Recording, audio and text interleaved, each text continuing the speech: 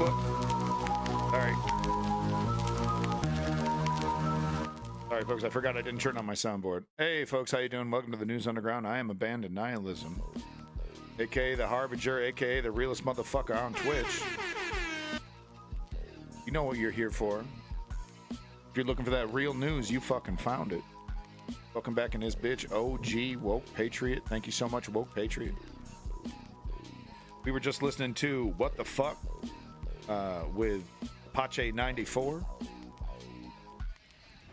Really enjoying this DJ T-Man Death and Life mix. Got Bobby on the couch there, just trying to get that as low as possible. I had no idea my volume was that loud. I was watching a video from yesterday. I was like, this volume is too loud.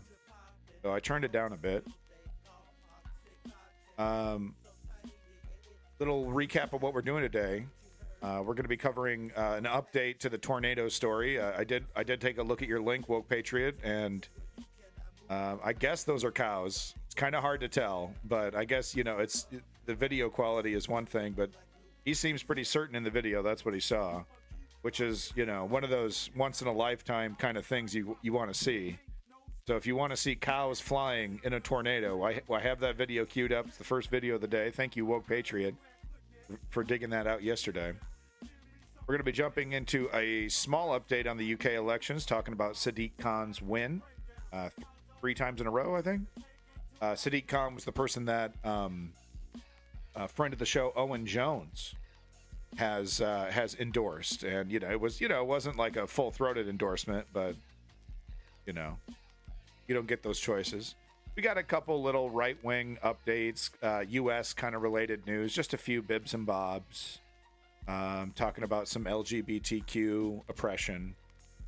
Saw this interesting video from Fox News, Biden versus Trump. We're not going to watch the whole thing, but you might want to stick around for that. It's kind of interesting because it's the C string. It's the local Fox doing it. It's not Greg Gutfeld, injecting a bunch of his comedy into it. So it's kind of interesting to see the day-to-day Fox, kind of how to handle that, how they're handling the wide disparity between what Trump accomplished and what Biden accomplished in their 4 years. Got this interesting article about the Chinese economy. Whoa, is that really that loud? Hold on. It can't be that loud. But no, I got a really interesting little tidbit about the Chinese economy. Hopefully that's not too loud. Did you guys know the Chinese economy is a total fucking fraud? Oh shit. So we're gonna watch actually, it's an article, so we're gonna watch me stumble through that. Little Joe Rogan clip. Thank you, Woke Patriot. I felt this was relevant to show just because it gives us a both sides view of Joe Rogan, why people may still consider him some kind of moderate, even though he's clearly right wing, especially when you look at his social media. But also Tucker Carlson as well. Something's wrong. He's got a screw loose. That is what they used to say about those characters, Tucker Carlson. Some horrifying news about the U.S. passing a law about free speech and Israel. Cover that. Little protest update. Just a little, I guess that's related to the protest update. Yeah, because that's about all I have. We dug into that pretty deep yesterday. There's really not much updates in terms of there's some occupations that are still happening, and they're fighting, and others have been brutally cracked down on. A few smart universities have said, yeah, okay, let's have a conversation. We'll talk about divesting from smart soda stream, that stupid product. You can make your own soda pop, an Israeli company, Scarlett Johansson. Very interesting update about Israel and Joe Biden and a weapon shipment that might not be happening. We might be seeing the U.S. holding back a weapon shipment to Israel. So stick around for that update. I should probably have more on this than the tweet, but I think it's an early scoop. We don't have the full story yet, but we might be seeing weapons being withheld because of the Rafah offensive. I decided not to cover the negotiations because I knew they were going to fail. I knew it's basically a farce. And of course, going to the failure of it will of course be blamed on Hamas, regardless of you know what the reality is. There's really no point in even covering the peace talks that were happening in Cairo, in Egypt, because of course they failed. And of course, no matter what, it's Hamas's fault. Doesn't matter what the reality is. Anyway, I'm repeating what I'm saying. I do that a lot. I'm going to try to stop doing that. Little update from France 24 about Netanyahu. This really great 20-minute clip from Zeteo. What's his nuts? Mehdi Hassan's new network. Figured we'd give him another shout out. They're doing great work already, of course, because it's Mehdi Hassan. So we're going to get into that. UN talking about how there might be a full-blown famine in Gaza, but I do have evidence of a wait, where the hell is the airdrop? Sorry, I have the airdrop footage that Davey put in the chat. There's footage of this what happened with that? It just disappeared, dog. My god. The implications of that. No, we'll just get another one here. Probably my fault. But no, there's this really amazing footage of a massive food drop being dropped. So that doesn't mean the problems. That doesn't mean that the UN is incorrect. It just means that, you know, at least some relief is being provided.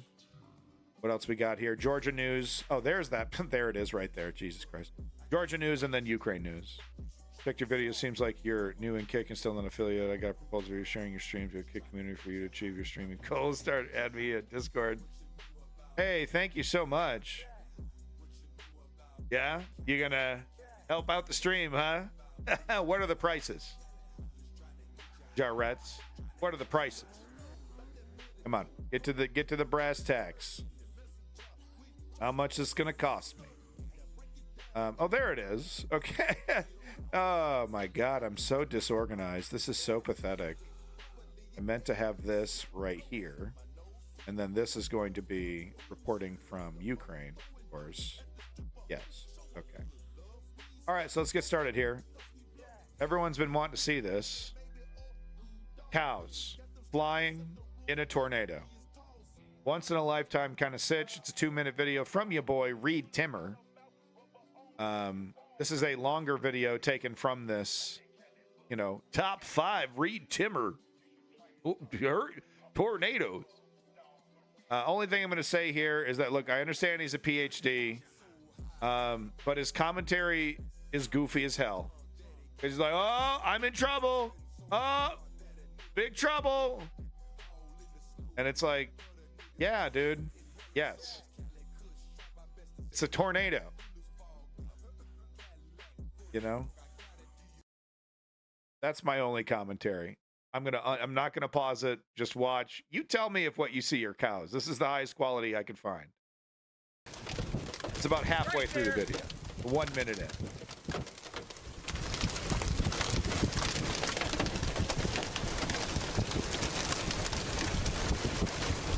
Beautiful day. Man, and looking at this footage, it really does make that other footage seem just totally unbelievable.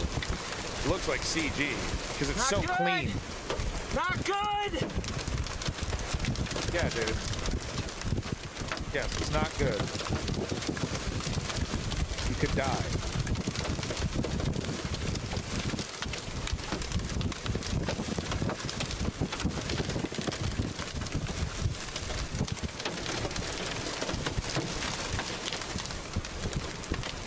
So what did he just... coming at me! Big problems! Big problems. So I guess he just monitors the various things, the various metrics that create a tornado. Big problems! Yeah, big problem. Into a wedge! Okay, here we go. And he just shows up. Cows! Cows going through the air!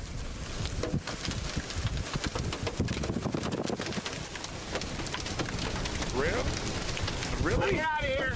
kind of looks like cloth, but it's hard to tell at that distance. I'm getting out of here. Bring the wobbler. Well, it's a wobbler, guys. Major wobbler. Major wobbler.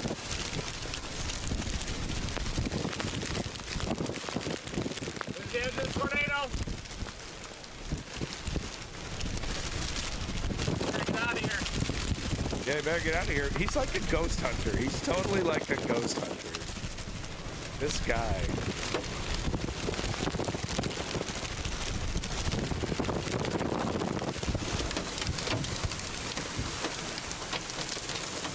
Yeah, the other footage was so clean. Yes, it's a wobbler, yeah, obviously. All right. Yeah. Oh yeah. Oh, yeah. So one more time. I want to see. Okay, you tell me if what we see are cows here. So he zooms in right here. Let's just get it frame by frame. See if we can't get any. It's this black object. And bro, that could be anything, dude. This is supposed to be a cow.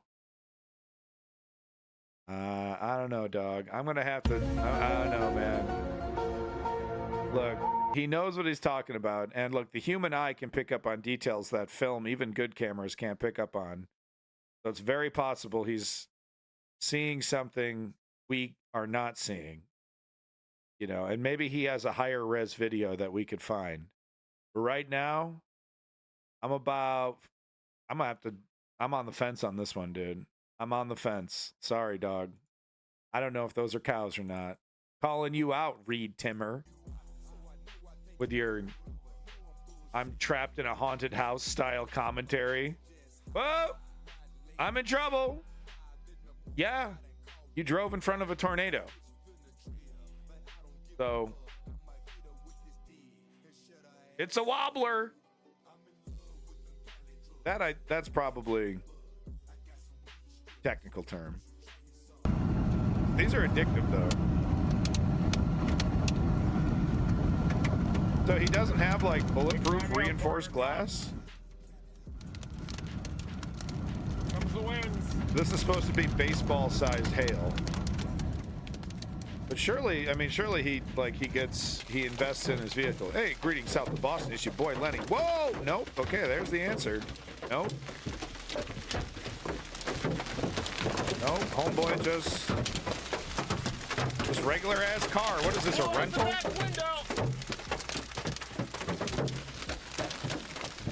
Yep, not reinforced at all. This must have been his early days before he had a truck or something. Homie's in like a Toyota Camry or something over here. Yeah, wow, baseball-sized hail, shattering his windows. It's actually legitimately, dangerous. You can actually get killed. I'm getting hit by one of these bad boys. So it's definitely dangerous. Welcome, Lenny, by the way. #1 financial contributor to the stream. Thank you, Lenny. You should check out the Dominator car he uses sometimes. Okay, so he does have like a kitted out. You know, maybe this was like spur of the moment. He was in a hurry, had to get there, had to get on site. Homie drives this into the rental place. I got caught in some bad weather, man.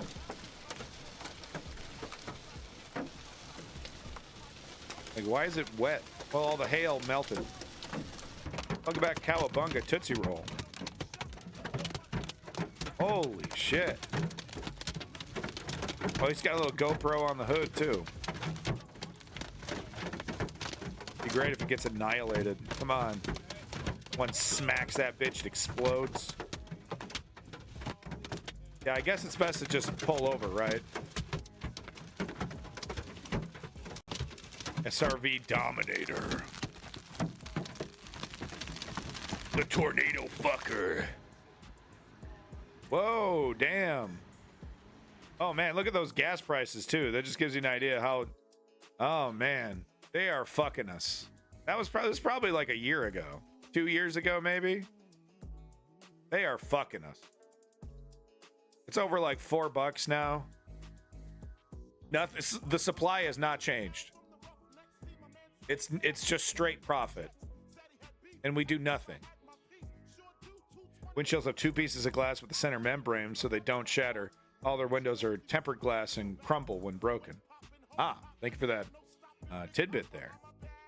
Those oil companies, man, they are fucking us. Wow, look at that. All right, we had our fun. Let's do serious news now. Come on. Oh, come on. Sunday. Come on, Dad. It's Sunday. Come on. Bruh.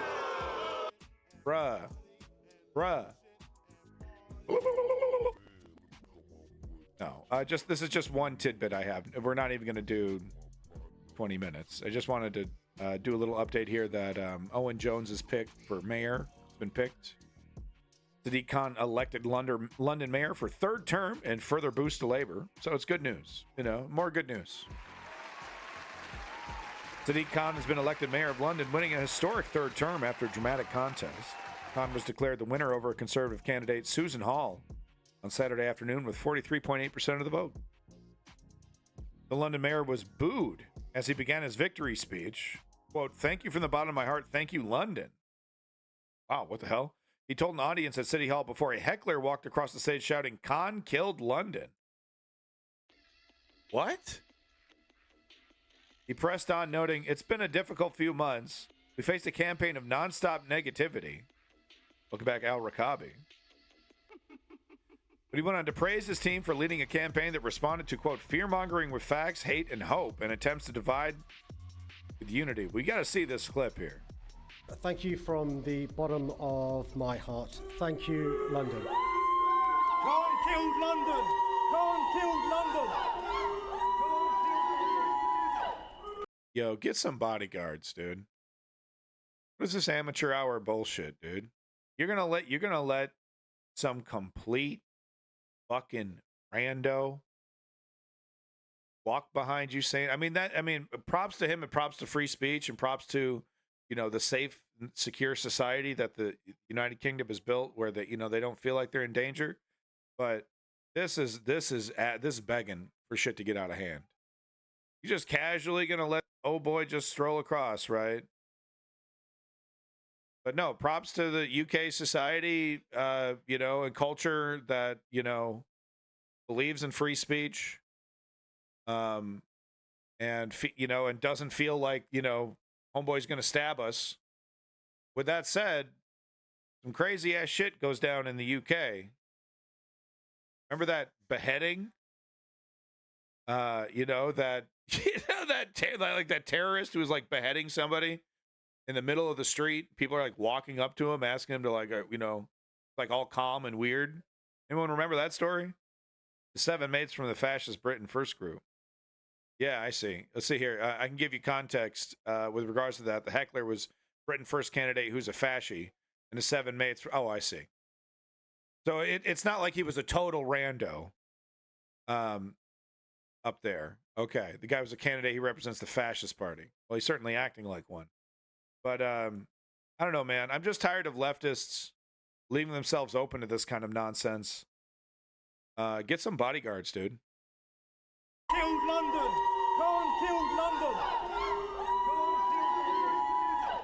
Can you please? It's the honor of my life to serve. All right, so he gives this damn stump speech. That's interesting. London elects, which managed the mayor, in London Assembly elections, voter turnout was only 1.5% down on 2021, and 40.5%. Bexley and Bromley, led by the Conservatives, had the highest constituency turnout with 48%. Wait, so the Conservatives had higher turnout? Oh, okay. The multiple Conservative parties. So I see. It's their lack of unity. The Britain Firsts, the what's that other one? The Reform UK. Khan's team became confident of winning the race after Labour took the Northeast and West Central constituencies, the Conservatives. Okay. I guess you guys have some kind of electoral college thing going on over there. I don't know. Interesting. All right, there you go. That's good news. I think, you know, if Owen Jones backs him, then he must be okay. I think Woke Patriot posted this. I wanted to show this little follow-up to the protests. I guess I should put this in my protest section, though. Yeah. Let me just do that. Put this in my protest section, but you get a little hint here. Just wanted to show this. It's just such a shocking photo, but let's move on here. Even more whistleblowers coming out for against Boeing, calling out Boeing. So, I mean, if this was, you know, if there was something, you know what I mean? You know what sound effect you're going to hear. If there was something crazy happening, it doesn't look like Boeing's going to be able to keep the lid on this one too much longer. Headline here from the Hindustan Times. Is Boeing in big trouble? Question mark. World's largest aerospace firm faces 10 more whistleblowers after sudden death of 2. So you kill 2 and you get 10 more. Count Binface got more votes than the fascists. Oh, hell yeah, bro. If you don't know who Count Binface is, dude, hold on. Real quick, UK elections here. If you don't know who Count Binface is, he's this UK political character, which has kind of become a thing in UK politics, I guess. Count Binface for Mayor of London, 24,200. So that's why, look at the face of the fasci. I see. So, okay. He got all butthurt. He made his little, he yelled while walking off stage instead of standing there with any kind of class. Yeah, sounds about right. Sounds about right. And Binface over here got more votes. That is amazing. Yes, I mean his whole thing doesn't he want to, like, he wants to give everyone something crazy, like a boot or something. He wants to give everyone something. Yeah, he's just a goofy character. He's been around for he's been around for at least a decade. We got here another El Rakabi. All he could do was moan like a baby. Oh wow. Okay. Oh, so the booing was the fascist. Amazing that that news article didn't bring up that little factoid of who was doing the booing. Yeah. Wow. Lost account Binface. Wow. Interesting. Thank you for that alternate angle of the booing. Fucking Binface, man. Awesome. Beat out the fascists. That's hilarious. All right, back over to Boeing here. So like I said, sudden death of 2, you know, and it's like, I'm 50-50 on the second guy. The first one is super suspicious. The second one, 50-50, could be natural causes, total coincidence. Pretty interesting coincidence. But like I said, if it was an attempt, if any one of them was a murder, looks like they've done a piss poor job. They're gonna have to get to work here. Sometimes the media show part of the picture only. Yeah, for sure.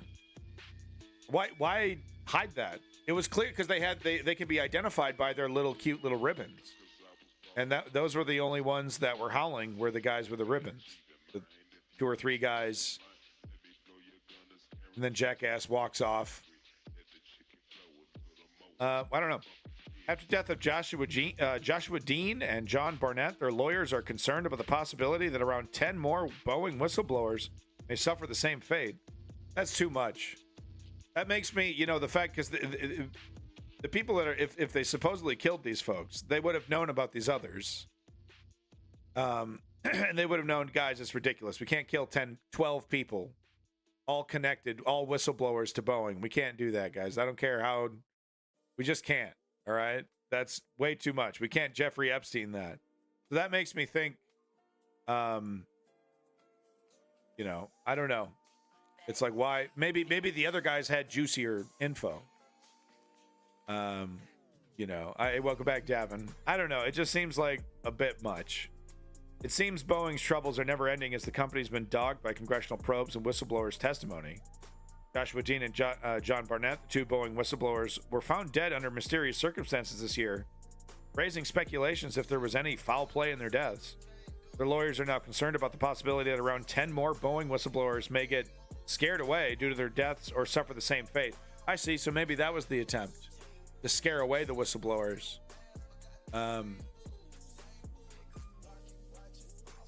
It's not going to work with all 10. The sudden demise of 45-year-old Dean was announced on May 30th, less than 2 months after Barnett's. While Dean worked for Spirit Aerosystems, a major subcontractor in the manufacturing of 737 MAX airliners, Barnett was employed as production quality manager of the 787 Boeing. Do one more. Do 3. In like within a couple weeks of themselves. Just like, you know, maybe the same exact time frame, right? Same exact amount of time between 1 and 2. Do a third one. That will scare away the rest of them. Once is an anomaly. Twice is an interesting coincidence. 3 times, I'm sick. Sorry, I can't testify anymore. Oh yeah, okay. I got the memo. You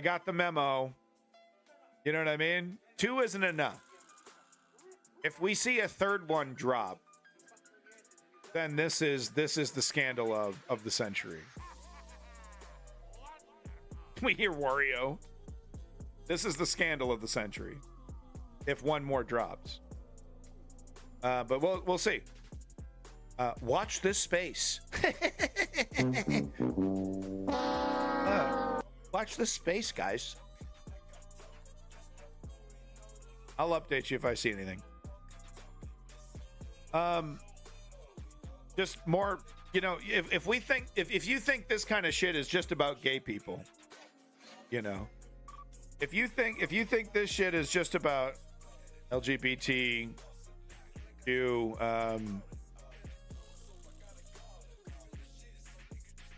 harassment? No, there we go. So Utah launches quote-unquote snitch line to report trans people in bathrooms. Whoa.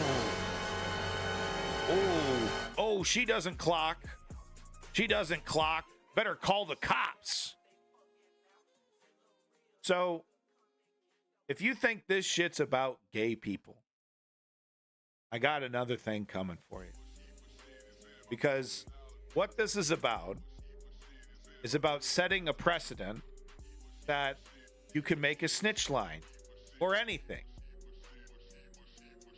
And part of a fascistic police state is the ability to snitch on each other, keep each other in check, thought crimes and all that. We saw it, of course, with fucking Stalin and the Bolshevik Soviet Union, right? Neighbors snitching on neighbors. It's a way to control the population. It's a way to keep people in line. You call them on stream. Ooh, that's a good idea. Might already be shut down because, of course, it was immediately trolled into oblivion. Listen to this. On Wednesday evening, the Utah Public Auditor released a form to report transgender individuals encountered in changing rooms and restrooms to state authorities. I gotta get them. Oh, God, the kids. The form titled, quote, Alleged Government Violations of Utah Code 63G, Chapter 31, Distinctions Based on Sex, is in response to a law enacted earlier this year. This law bans transgender people from using restrooms that match their gender identity in schools, as well as locker rooms and similar facilities in public buildings across the state. It's a trans person in the changing room in the Target. Don't someone call the cop. The trans person in the changing room. He had a dress. He went in the changing room. He looked pretty. He looked pretty, but I'm not sure anymore. So it's like all the Jessica Parkers in the world, you know, those poor women that kind of, you know, have masculine features.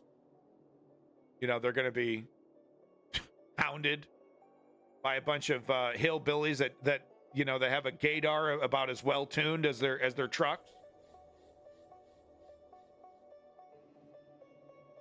Utah is the latest in a series of states that have attempted to launch quote-unquote snitch lines targeting transgender people. And like I said, it's not about gay people, folks. Previous attempts have failed after being flooded with memes from activists opposing the use of community reporting to target transgender individuals. Earlier this year, House Bill 257, which bans transgender individuals from using restrooms and changing rooms in a variety of locations, sparked intense debate due to its broad scope and strange enforcement mechanisms. How do you do that? Now we got shitter cops knocking on the door with their little baton. Gotta take a look at the old junk. Open her up. Sorry. Random check. Sorry.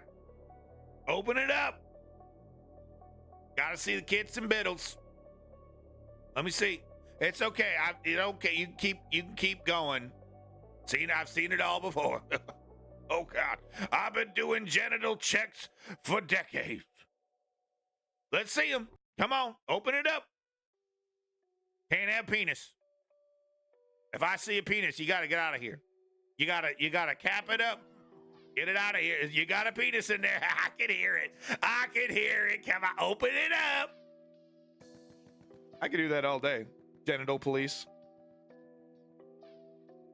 I don't care if you're a little girl. I don't care if you're a 7-year-old girl. I don't care. I gotta see it. Random check. Can't have no piss passing around here, you know what I'm talking about? He's got the big old Texas aviators. Halogen lights hurt my eyes. Open it up.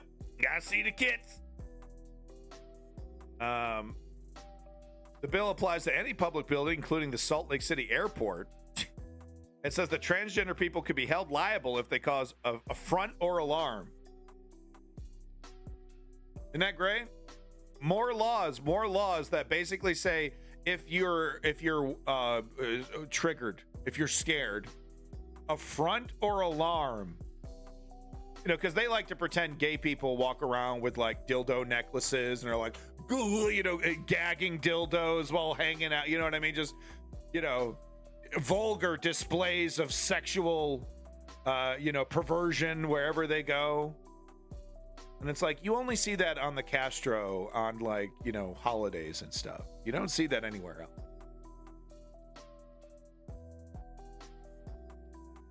It also explicitly prohibits transgender individuals from using restrooms that match their gender identity in schools and also bans them from public changing rooms unless they have amended their birth certificates and undergone gender reassignment surgery. I mean, that's something. That is an exception, but yeah, Lenny. Can you believe what it would do to the kids if they saw something? Imagine failing the annual cock check. Be like, look, it's just cold in here. It's just cold. It's cold. Come on. He's nervous. You're very frightening, sir. Okay. He's nervous. Come on. Come on, buddy. Let's go. Come on. The turtle will come out of his house. Just give him a chance. Please, sir.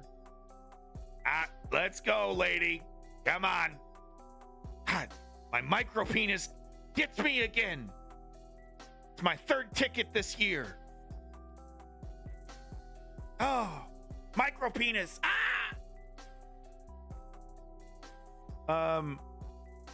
Okay. Reactions to the forms released were immediate and predictable. Multiple users started flooding in fake reports. One person submitted a report of beavers in their bathroom at 3 a.m. They got some beavers in the bathroom, and we got some beavers. Oh boy.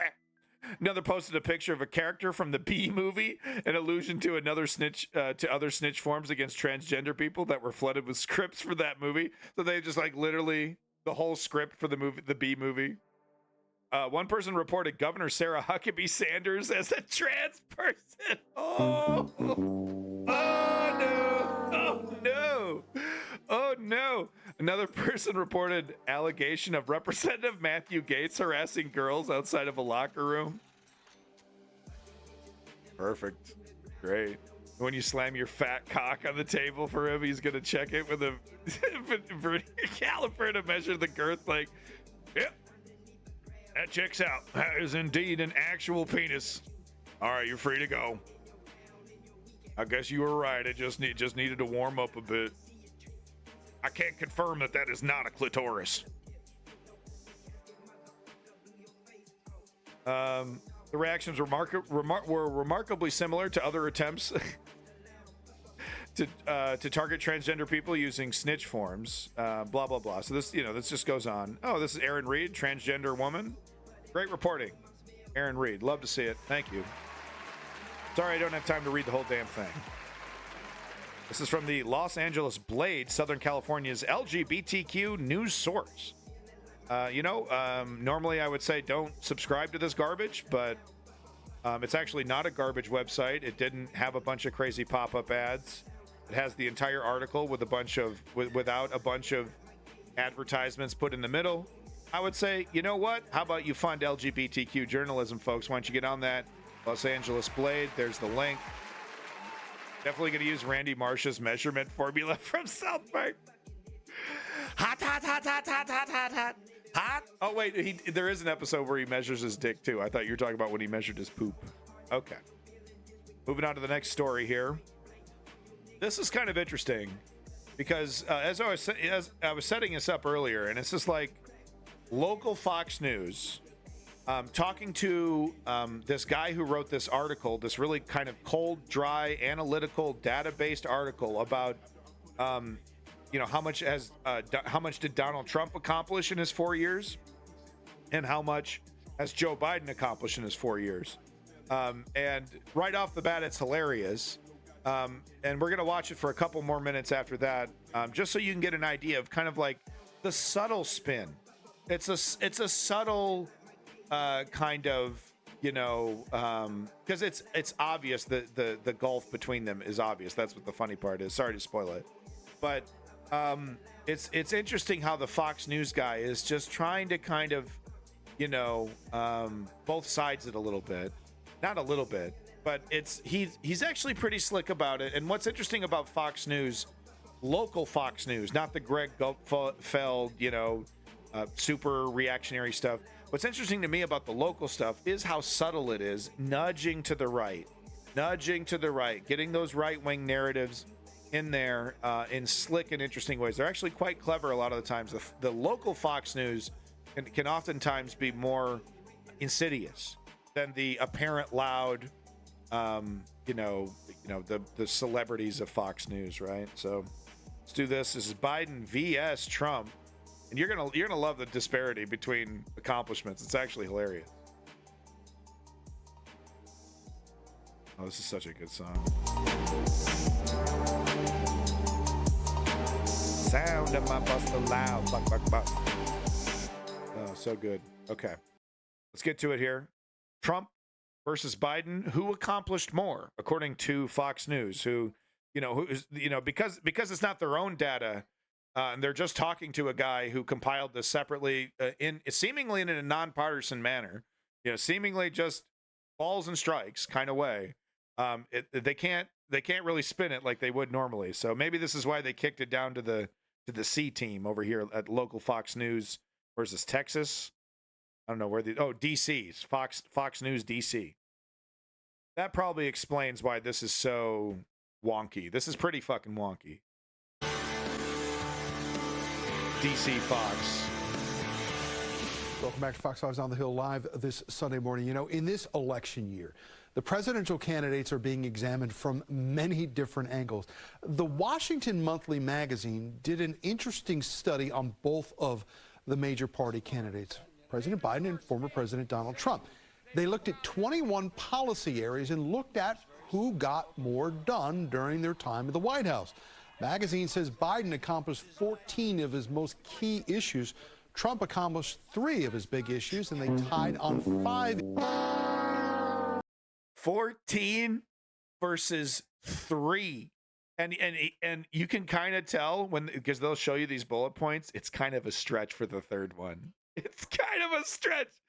Dude, there's no contest, okay?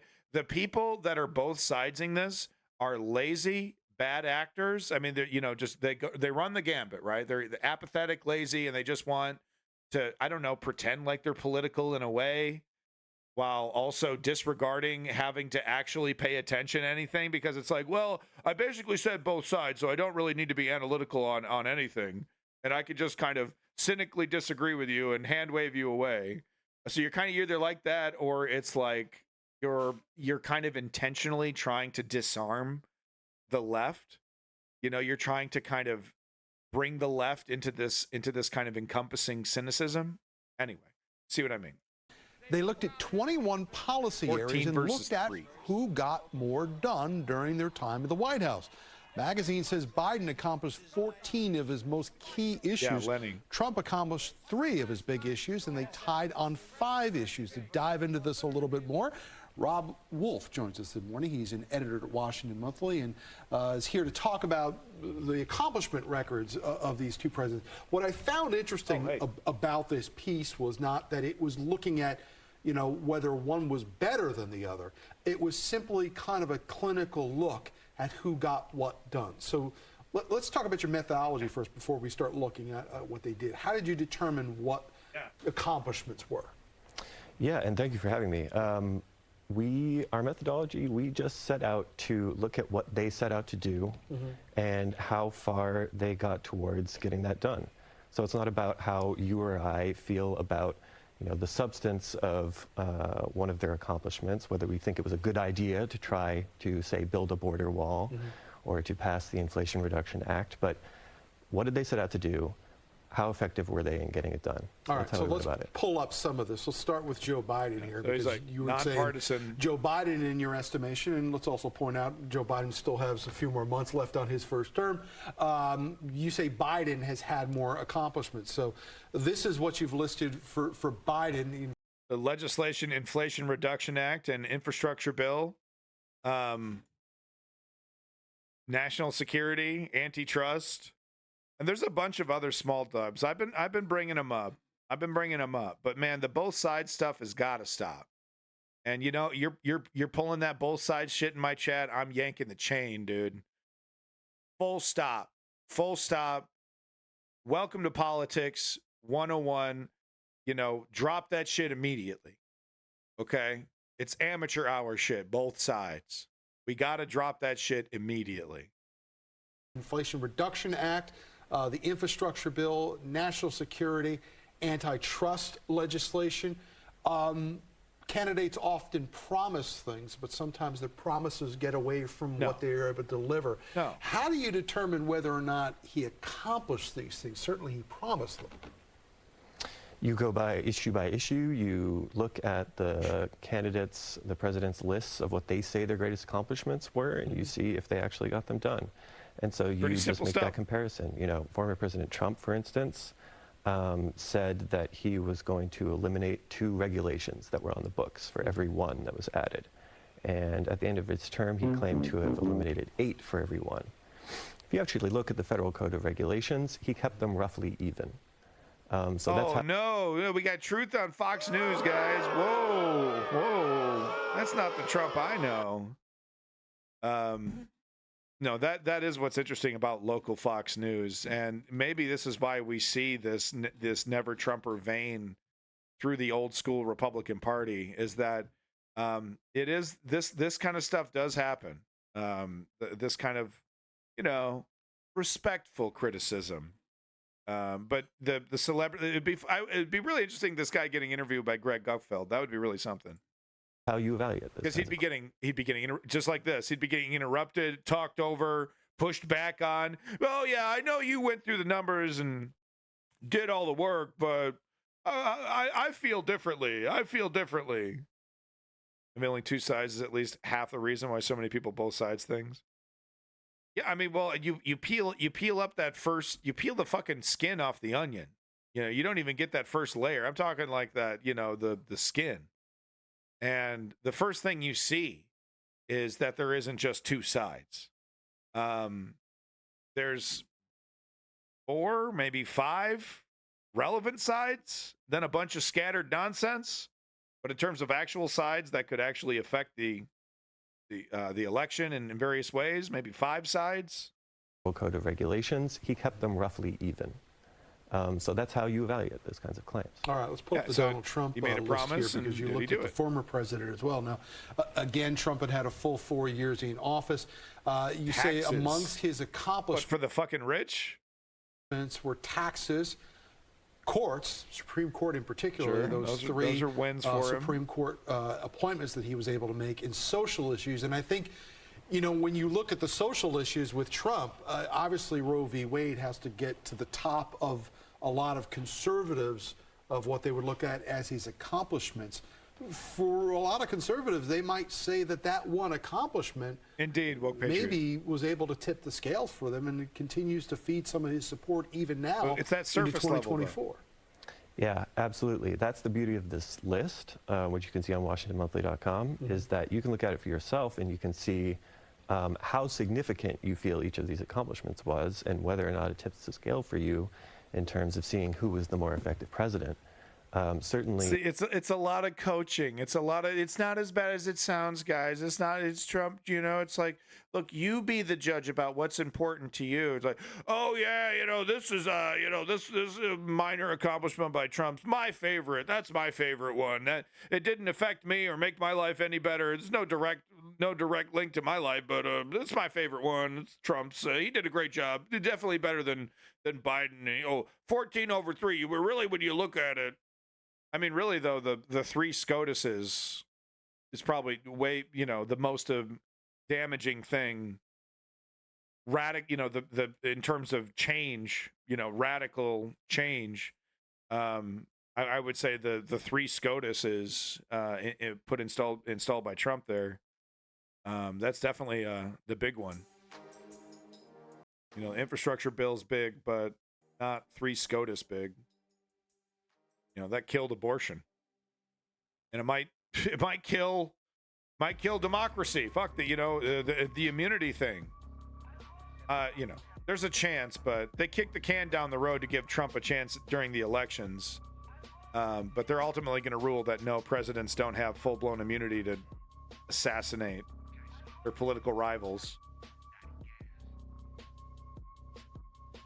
It's so ridiculous because it's like, well, no, it's okay because if they're impeached, and it's like, well, if he can kill his political rivals with impunity, why wouldn't he kill the people that are in charge of the impeachment? It's beyond ridiculous.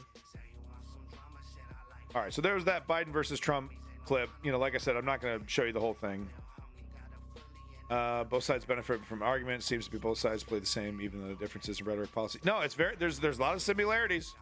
A lot of similarities between the neoliberals and the right wing in terms of how they do, their day-to-day politics. How they get the votes, how they, because it's all about that rhetoric, like you're saying. And be sure both parties absolutely want it to be that way. Want us to see complex issues in a simplistic binary format and then force a choice. Exactly, 100%. But the differences are clear. The madness needs to stop. Both sides, my dick. Both sides of my dick. Missing factor in explanations of China's economic distress. COVID, part 1, the cover-up. So obviously, I don't have time to read part 1 and part 2. This Forbes article. But it digs into the fake Chinese economy. Like, I don't know what else to say. These numbers aren't real. Then they stopped giving us the numbers about a year ago. They just stopped reporting critical economic numbers. Incredibly suspicious. Incredibly suspicious.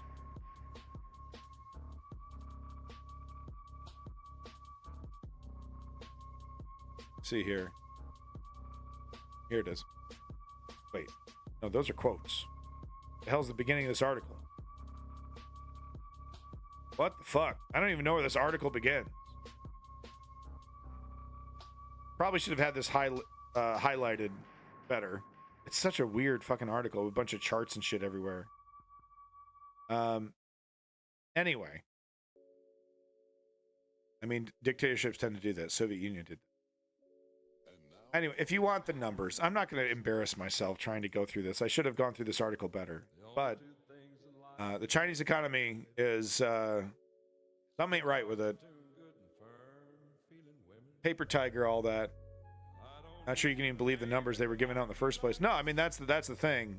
They were always fudged, but there was some grounding in reality. Now it's looking like there's big separation between that. If I have some time, I will go through this, highlight what's relevant. Sorry, I should have done that for you. But if you want the article, it's right there. Got the archive version, no paywall. A lot of interesting information here. It all leads up to China's lying. Wow, look at this chart. Jesus. I mean, China might be in a full-blown recession, and we don't know it. And the Chinese people probably wouldn't even know it, but they probably feel it. Apparently, COVID is still an issue that has affected their economy. Remember, they had an extended COVID because they insisted on using a subpar vaccine, the Chinese-made vaccine that was not nearly as effective as the Western one. A lot of effort and ink being spilled to prove China's GDP isn't as strong as China says, even if it's still strong or stronger than the U.S. All right. Okay. Well, let me see. I need to go through this better. But we got John Hopkins fucking University over here. I know. You don't believe any of it, but I don't know. You know what there also seems to be? A lot of knee-jerk kind of defense of commie China from communists.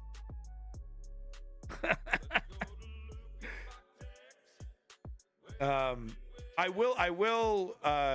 do admit though that there's a lot of, people in the West, there's a lot of Western journalist organizations that want to see China fail. I do acknowledge that. Now trying to survive without TikTok. I will try to survive without TikTok revenue. Yeah, apparently they're not going to sell. I don't know what the deal is with that TikTok stuff. Yeah, it really isn't though. I mean, China is not communism. That's such a joke.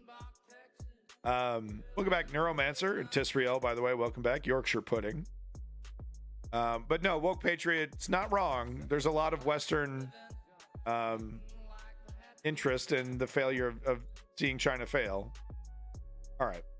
Like I said, I'm not going to embarrass myself trying to pick through this article in real time. Of course, Yorkshire.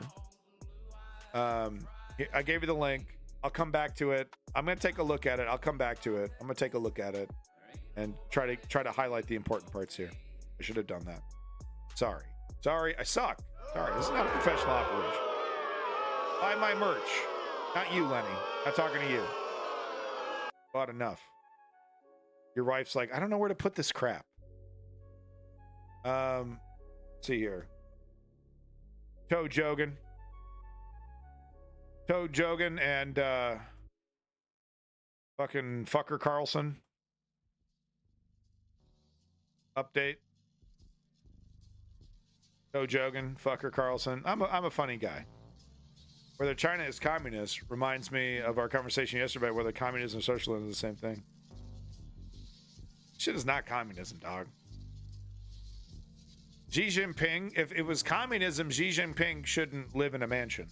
His function is pretty simple. He should have a simple, whatever the size of his family is, right? His immediate family. He lives in opulence, total opulence, like a fucking emperor. Shit ain't that, that's the problem with this Chinese style communism. It's got these dictatorship trappings. It's just that, just communist in name only. It's basically a dictatorship. I'm just saying, man. A real communist society, the leaders, the politicians would be living in, moderate homes of simple means. Because what does a politician need to do? Show up, vote, go here, go there, listen to people, listen to their devise strategies, yada, yada, have discussions, meetings, You don't need a fucking palace for that. All right, so let's get to this clip here. Joe Rogan here, fucker Carlson. Wait for the ending. You know, this clip here, it says, by the way, thank you, Woke Patriot, for this. I mean, Neuromancer, that's like pretty communist, right? But the problem is who makes it. How does one define unbiased or balanced? And you know, how do you build an algorithm that isn't poisoned by the data that is put into it in that way? That's kind of the problem. How do you know the person who made the AI that's running the government doesn't have an agenda? Okay, back to Joe Rogan. The clip here says wait for the end, and this is correct. Tucker Carlson totally unhinged. And this is also a good opportunity to show that Joe Rogan is not completely disconnected from reality. Does that make him a progressive, pro-Bernie, woke lefter? You know, or like an every man who's like listening to both sides? No, he's very clearly right wing. Spend 5 minutes on this idiot's Twitter or his Instagram. Looks like your Uncle Joe's anti-Trump tirades, or I'm sorry, anti-Biden tirades, pro-Trump memes and stuff. China ranked #1 for writers jailed in 2023. Hey, congratulations, China, #1. Writers thrown in jail. Congratulations, China. Human rights disaster. Taking home the crown. Huge. So glad Joe Rogan turned out to be liberal or left-wing. Not to be. I would prefer him to be left-wing and liberal, quite frankly. With his, I sounded like Ben Shapiro there for a second. But with his incredible influence, I would really like him to be left-wing. We have more than enough stupid reactionaries on the left. Hey-oh, he got me. He got me, folks. Congratulations, Woke Patriot, for burning the shit out of me. I appreciate it. Thank you so much. My skin hurts. Itches now. I need to apply aloe vera to my entire body. I wouldn't say unhinged. He's just lost in his own lies. In the words of Mertens, if you burn enough bridges, there'd be nowhere to go but forward. Oh, interesting, Tisrael. That's a more balanced take. I think I'll accept it. Get the aloe. Goddamn. But no, so this, it's an opportunity to show Joe Rogan not completely, disconnected here from reality, but it's also an opportunity to show that, this man, anytime you see this, so there was a recent scandal in Canadian politics where Pierre Poilievre, the conservative leader here in Canada, who's challenging Justin Trudeau quite successfully, did a fucking, showed up for a speech, a place where Tucker Carlson was speaking. Big scandal, and I think it did hurt Pierre Poilievre. And look, anywhere this guy goes, anyone who associates with this man, look, I don't like to do guilt by association, but no, I'm doing guilt by association with Tucker Carlson. He's very dangerous, and it says a lot about you. It says a lot about the person. Okay, you can't pretend you don't know who this man is. You're not allowed to pretend like you don't know how dangerous this man is, and how unhinged he is, Tucker Carlson. So let's get to it. If evolution is real, and if there is this constant, I don't know, but it's visible. Like you can measure it in certain animals. You can measure adaptation. Yeah, but I know you probably paid way too fucking much for that fucking what the fuck ever this is. How much you think you paid for this? Oh, it looks like you washed it 600 times. No, how much you think you paid for this? $650. I'm gonna say $785 for this stupid, goofy ass fucking anyway. But there's no evidence that in fact, I think we've kind of given up on the idea of evolution. Shop. The theory of evolution as articulated by Darwin is like kind of not true. Right? In what sense?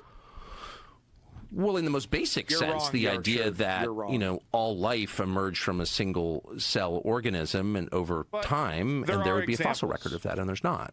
And there's not a fossil record of transitionary species, like species that are adapting to its environment. There's tons of record of adaptation, and you see it in your own life. I mean, I have a lot of dogs. I see adaptation in dogs, through the... Sure. litter to litter. But no, there's no evidence at all zero, that, people, evolve seamlessly from a single cell amoeba. No, there's not. There's not. There's actually an incredibly massive body of evidence to prove evolution. Just thought I'd point that out, that he says it with such conviction, like this is like common knowledge. Totally wrong. Completely wrong.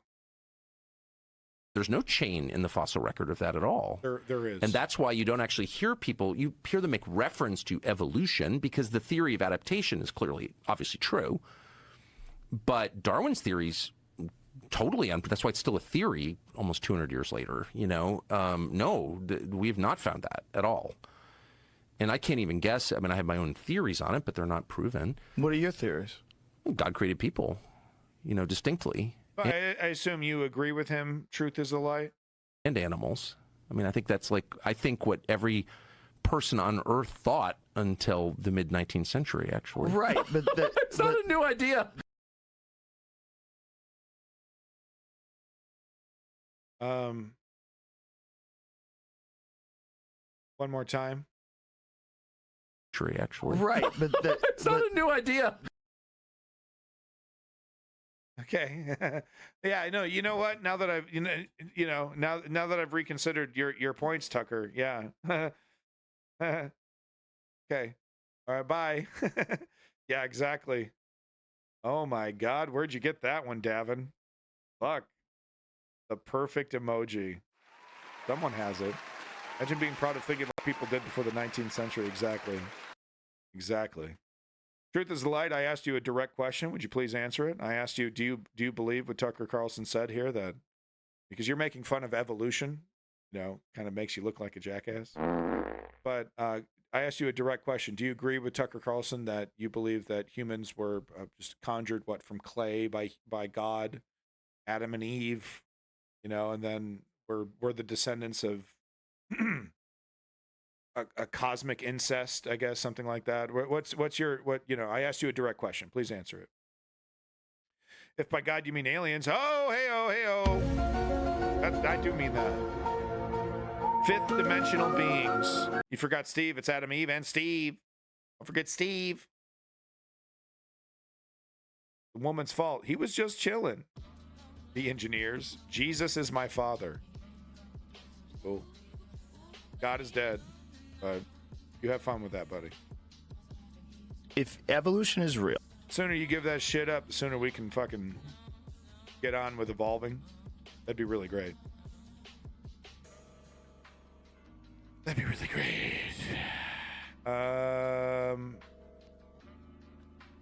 Free speech in general here.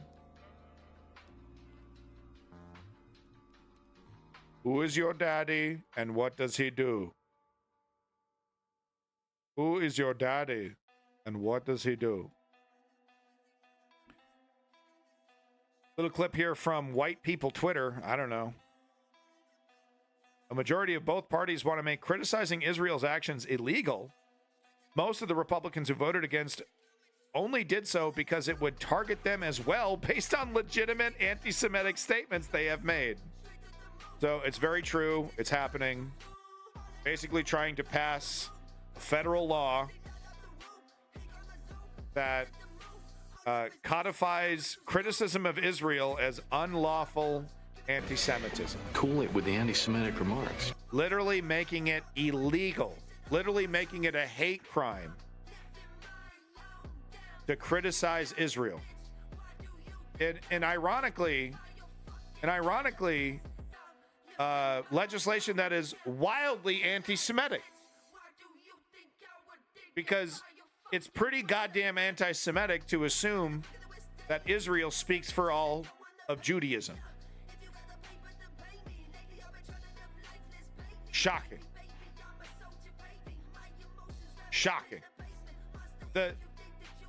We talk about precedent. This is the end of free. If this is allowed, then can't talk about this. Can't talk about that. Can't talk about this. You think it's gonna stop with Israel when this demon's out of the fucking bag? when this Pandora's box is wide open? So not only the slope has slipped, they're trying. This was bipartisan. And the only people that stood against it were the actual anti-Semites. Okay, thank you, Truth is Light. Clearly you want your ban, so here you go. Thank you so much for, putting on a clown nose and pretending like you're funny for a couple minutes, but enjoy the toilet. Bye-bye. But no, this is insane. This is insane. The House GOP-led Anti-Semitism Awareness Act, which mandates the Department of Education to use contested IHRA definition of anti-Semitism by bipartisan 320 to 91 vote. Only 70 Dems voted against this.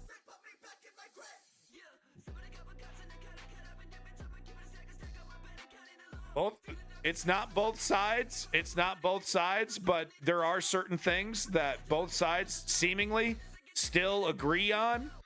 And one of those things that both sides seemingly agrees on is that American citizens don't deserve free speech.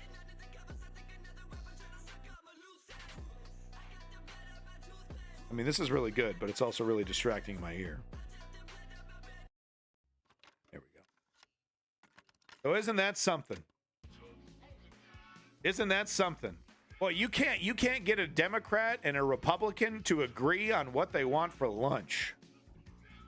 But they come together like a roaring bipartisan lion to make it not only like, you get fined, but like, well, I mean, just like, not only would I get kicked off Twitch, right, but I would have like the cops knocking on my door.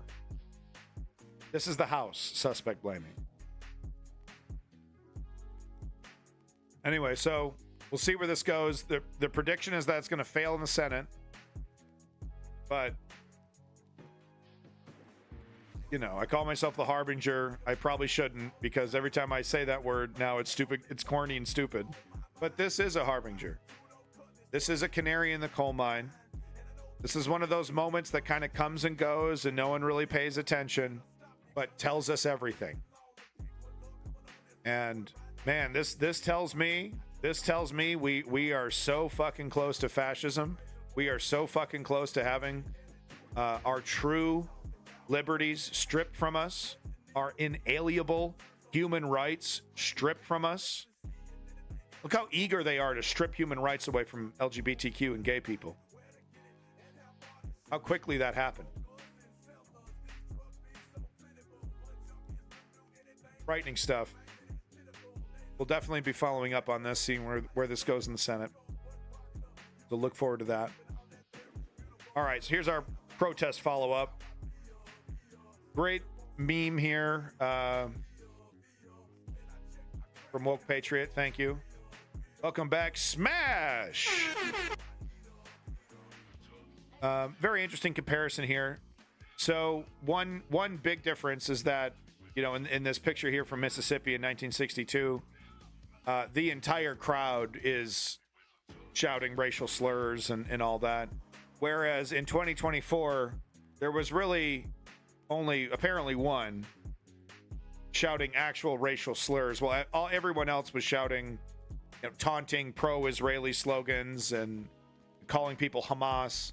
There was really only one who was making monkey noises, apparently, or something like that. So, progress. Chalk it up for yeah, we did it. Fucking we did it, guys. Racism is it's almost over. Only took what, 50 fucking years, 70 years, we got it. Fucking celebrate, guys. Come on, get it. Come on.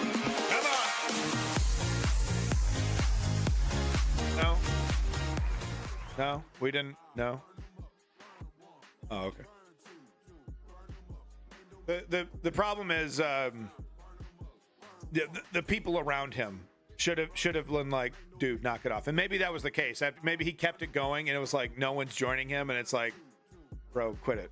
You know, just call them Hamas and stuff. You know,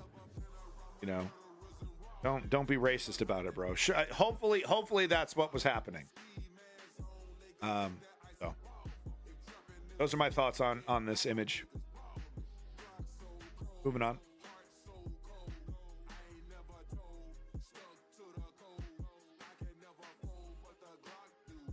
This is a right-winger, blue check on Twitter. The NYPD confirms that 99% of arrests at NYU were indeed students, not quote-unquote outside agitators. The sad reality is that our schools are producing monsters, and it's now our job to slay them. Simple as that. So, here we have a right-winger admitting that the NYPD is incredibly biased. We went through the whole motherfucking not all the clips, but we went through tens of minutes of clips of the situation. We even, and by the way, let me just apologize to Davey. I was really hard on him yesterday. So, I don't know. Davey, if you hear this one day, too hard on you, but man, you say some shit, dude. But let me just apologize to Davey. I was watching some of it. It's like, I'm too hard on this guy. But you trigger me. So with that said, though, we could not find footage of pro-Palestinian protesters being aggressive. We saw bad actors. Thank you, Davey, for being here. We saw bad actors pretending, oh, the crowd's surging. Oh, they're coming at me. Oh, they're throwing bottles. Oh, watch out. Watch out. They're coming at me. Exactly, suspect blaming. Clear stochastic terrorism.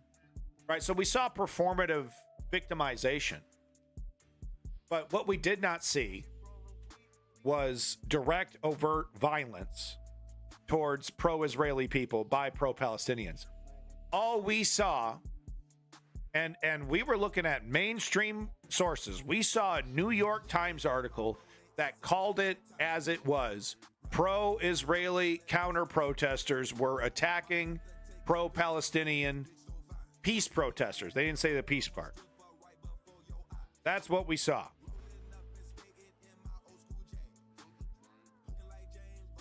Okay, and Davin, I'll take your word for it. There's one video of them charging cops with trash bin shields. Okay. All right. There's definitely some pushback. There's a clear difference in the violence on one side or the other. So much so that the mainstream hasn't really been able to spin this well. We even showed a clip from The View, who had the back of the protesters, which was not the case during Occupy. Let me tell you something. View clips were something else during Occupy. We did see Palestinian people defending themselves. Trash lids versus the cops is pretty different than legitimate steel pipes.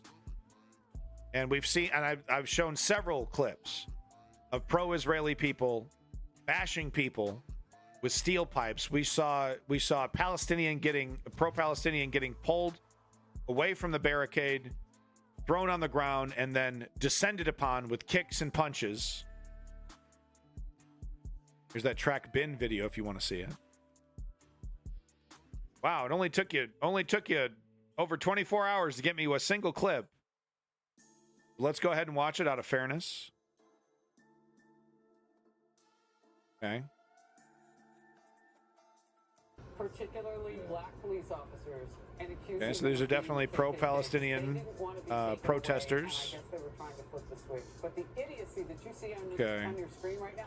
Did you see the guy run underneath? Look, they're trying to get beyond. So wait a minute. So this is them attacking the police? This is it? This is it? This is them attacking the police, huh?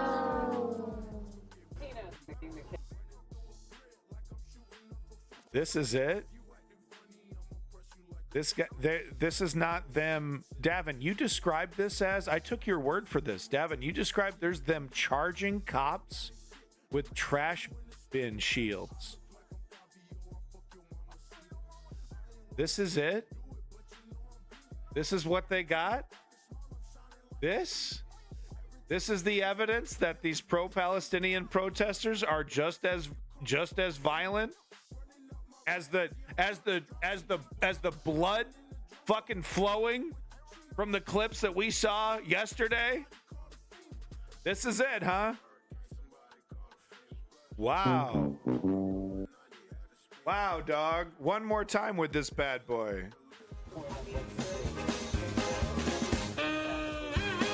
There's a reason I didn't link it. You kept bringing it up.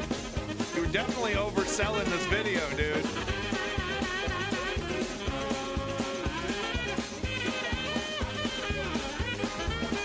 This is the proof they got that this is a violent protest, that Jewish people should feel afraid.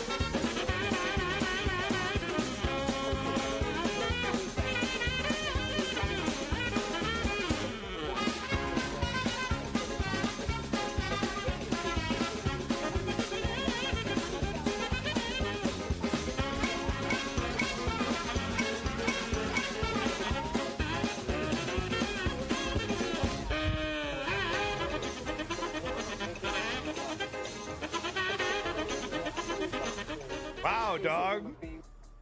They got us nailed to the fucking wall. I got nothing. I just like to personally apologize to everybody who I have banned for saying that this was a pro-peace protest. I've never seen such brutality in my fucking life. Look at this. He smashes into that cop like he's a Trojan soldier of death.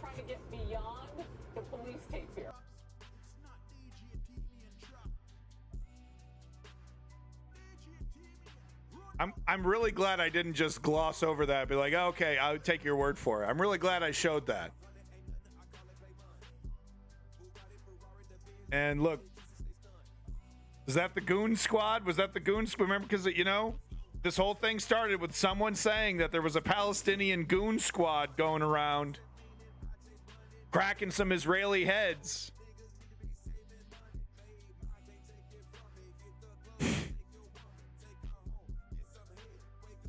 I'm gonna shut up. Anyway, back to this comment here. As smart commenters have said, NATO banned that guy. What did I do? Are you talking about the protester? But no, as several smart commenters in the chat have said, this is stochastic terrorism. This is a clear call to arms. Just, you know, another drop in the fash bucket. Another little notch in the escalation. Moving on. Is this my last? Yeah, so let me start over here. Yeah, that's something else. That's my Israeli coverage. Start with that one. Yeah. All right, so just the last follow-up, you know, from the UVA, dozens of arrests. So at that, you know, that image that I showed you earlier of that person shouting racial slurs. So at this protest, there was about 25. I didn't say that. I said there were some pro-Palestinian goons intimidating students and in some cases assaulting them. That is exactly, almost exactly word for word what you said. True. These are anti-war protests against the war in Gaza. Calling them pro-Palestine is not unfair, but it does conflate things in a less than accurate manner. They're shouting free Palestine, Woke Patriot.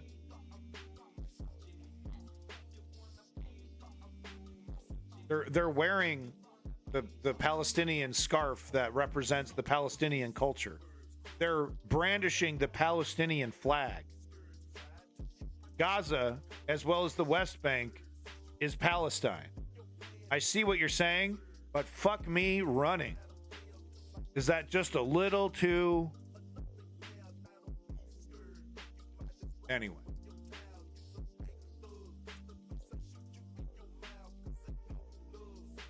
I'll call them anti-war, pro-Palestinian protests. Will that make you happy? Just trying to make you happy. It's impossible. But no, there was arrest. There was 25 arrested. We don't know. We don't know what the makeup is. We don't know if these were the agitators or if these were the anti-war, pro-Palestinian. You see, you get me all hung up. We don't know if these were the pro-Palestinian protesters. Anti-Israeli Palestinian war.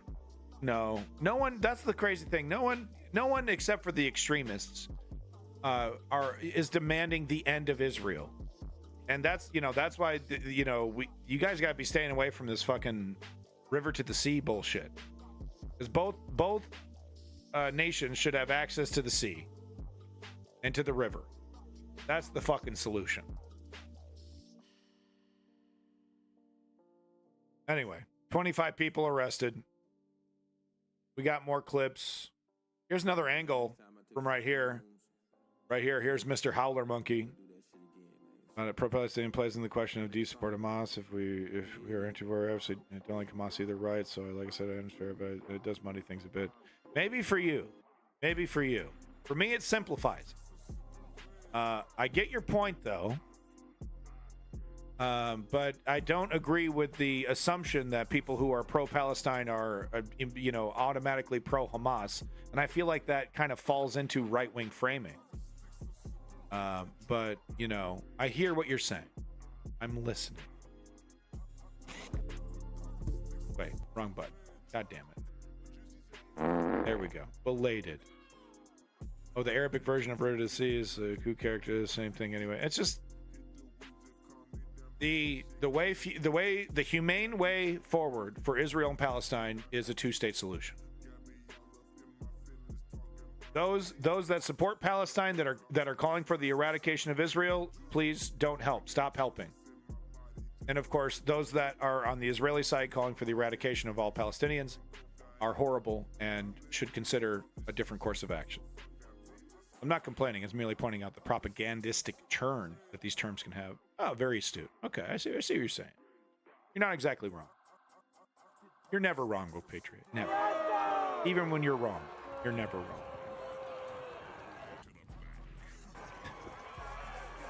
You guys are great. And, the reason why this stream is so fun and so interesting and so informative is because of you, because of the chat. So thank you for being here. We do appreciate it. This is some commencement speech. Oh, okay, yeah. So this is the commencement speech. I think that was... Here comes the police. Okay, yep, all right. Gotta get up. We stand among giants. I see. So this is great. It was interrupted by the Palestinian protesters. Excellent. Protesters holding flags and signs marched towards the stage during the University of Michigan's commencement ceremony. Congratulations, that's great.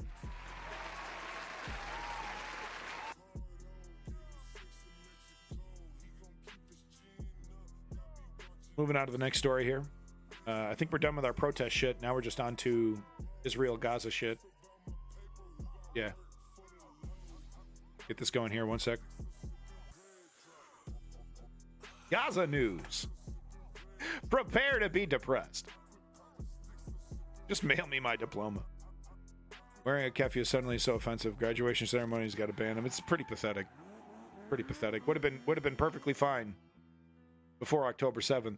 And it's like, why are we feeding into the ignorances by doing something like that, by banning those scarves? Because all you're doing is agreeing with the lie that all Palestinians are basically Hamas, that there is no such thing as an innocent Palestinian, that they're an other society.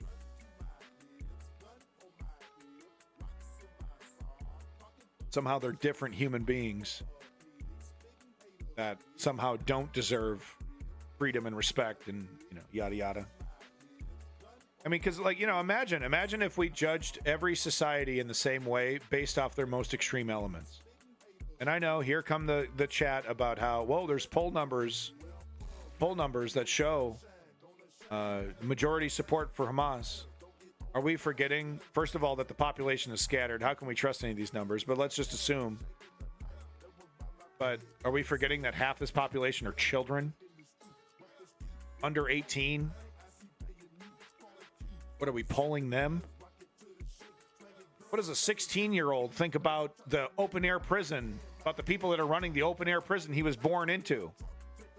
Oh, he loves them. Thinks they're great. Moving on here. This is actually quite a scoop. This is fucking huge. Okay? And you bet we're going to be following up on this. Because this is fucking huge. If true. Scoop from Axios, Barack Ravid. And if anyone has any more follow-up or a good video about this, please link it. Biden administration. Wow. Biden administration puts hold on ammo shipment to Israel. Yes, you heard right. Yes, you heard right. Bullet points here. Serious concern in Israeli government. First time since October 7th, the U.S. has stopped a weapons shipment intended for Israeli military. U.S. fears Israel will invade Rafah. So this is, you know, they did all the, oh please don't do Rafah. Oh, there's a way to get around this. This is really going to hurt my election. Please help me out, BB. Be my friend, BB. Please be my friend. BB, the entire time. I don't care what happens. I don't care, you know, the negotiations. I don't care what happens. We're going into Rafah. It's absurd to think that we wouldn't. Right? Because it's get Hamas. What are you going to do after Rafah? When Hamas, there's going to be Hamas strikes. There's going to be Hamas attacks. What are you going to do after Rafah? Are you going to declare victory, or are you going to say, okay, what they're going to probably do is shift into the occupation narrative? Well, okay, we got to lock it down now. We've cleared it out of everybody, I guess. I don't know. You got to do something with over 1 million people living in a refugee camp. What are you going to do with them? You can't kill them all with bombs. That's not going to work. Biden realizes he lost the 2024 election. Maybe smash, maybe. There's unfortunately a pretty large group of voters in the United States that approve what's happening. They want to see what's happening continue. Is the U.S. the only country that supports Israel with armaments? No. It definitely gets support from the Western Alliance from all different places. A good chunk of it from the United States. And, of course, Israel makes its own weapons as well. Yeah, Woke Patriot, thank you for updating that. Canada, Netherlands, Japan, Spain, and Belgium have all announced that they would stop shipping weapons to Israel. Those are various announcements that have been happening throughout the months. I think I covered the Canadian one. But, hey, this is huge. If true, I hope it is. Big news. You bet we're following up on it. And probably the reason why I didn't see too many videos about it on YouTube is that it's Sunday. But this might be top story on Monday. In fact, I got a good feeling this might be the top story. Morning Joe over here. Mika Brzezinski. Oh, not now. Not now. How will Israel kill everybody without these weapons? I know, Mika. Do they even sleep in the same bed? Amidst the celebration of Holy Saturday, so moving on to the next story here. Amidst the celebration of Holy Saturday, okay, so, sorry. Amidst the celebration of Holy Saturday by thousands of Christians, Israeli occupation authorities brutally arrest the Greek consul's guard at the Church of the Holy Sepulchre in occupied Jerusalem. So, I mean, they're just, you know, zero, we're better. Our religion is superior. We'll spit on your ceremonies. Jerusalem is ours. The Christians were not safe. You know, first they went for the Muslims and I said nothing. Here we go. I don't know what the excuse, I don't know what the excuse is, but they tried to black bag him. It looked like they tried to put a black, maybe that was what he was wearing. Wow.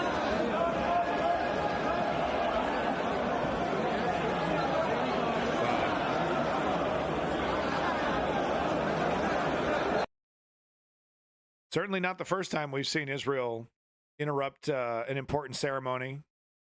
commenters here pointing out a lot of cameras.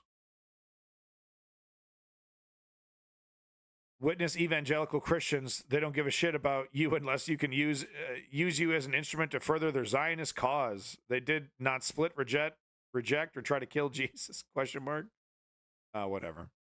That's what I get for trying to read a Reddit comment. All right. Just wanted to show that kind of interesting tidbit. Orthodox Christianity is also getting persecuted in Ukraine. Is it? You sure it isn't Russian Orthodox Christianity that's getting persecuted in Ukraine?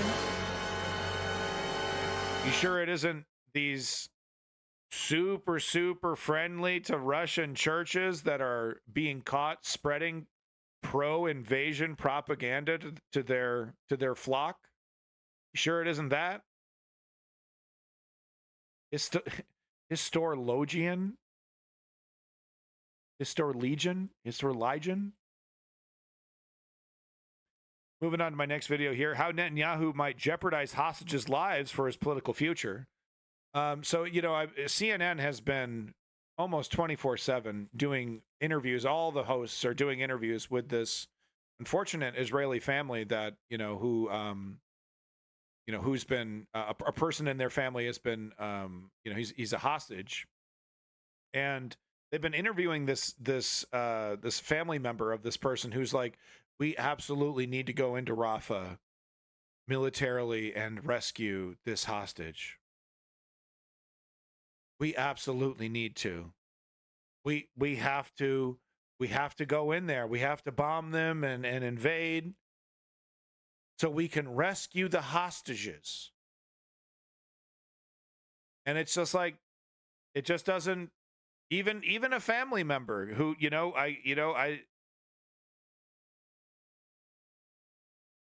it doesn't work that way. And it's crazy to me. It's like, I guess there are people that don't have these internal dialogues and they really can't empathize. They really can't, put themselves in the shoes of other people, because like all you need to do is put yourselves in the shoes of a person who's kidnapped someone. And I know it's like, whoa, that's freaky, but try it for a second and think to yourself what you would do with your hostage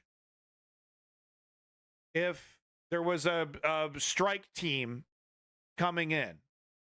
Okay? They always show in the movie, right? He's like distracted. The guy, the one guard on the hostage, he's distracted and easily dispatched. That's not reality. You've watched too many movies. The hostage is fucking murdered and left in a puddle of blood well before any IDF troops get anywhere close. And I do understand they were able to rescue like one or two, and they murdered a couple more, but they were able to escape. They were running, shirts off, white flags in the air, running towards the IDF before they were murdered.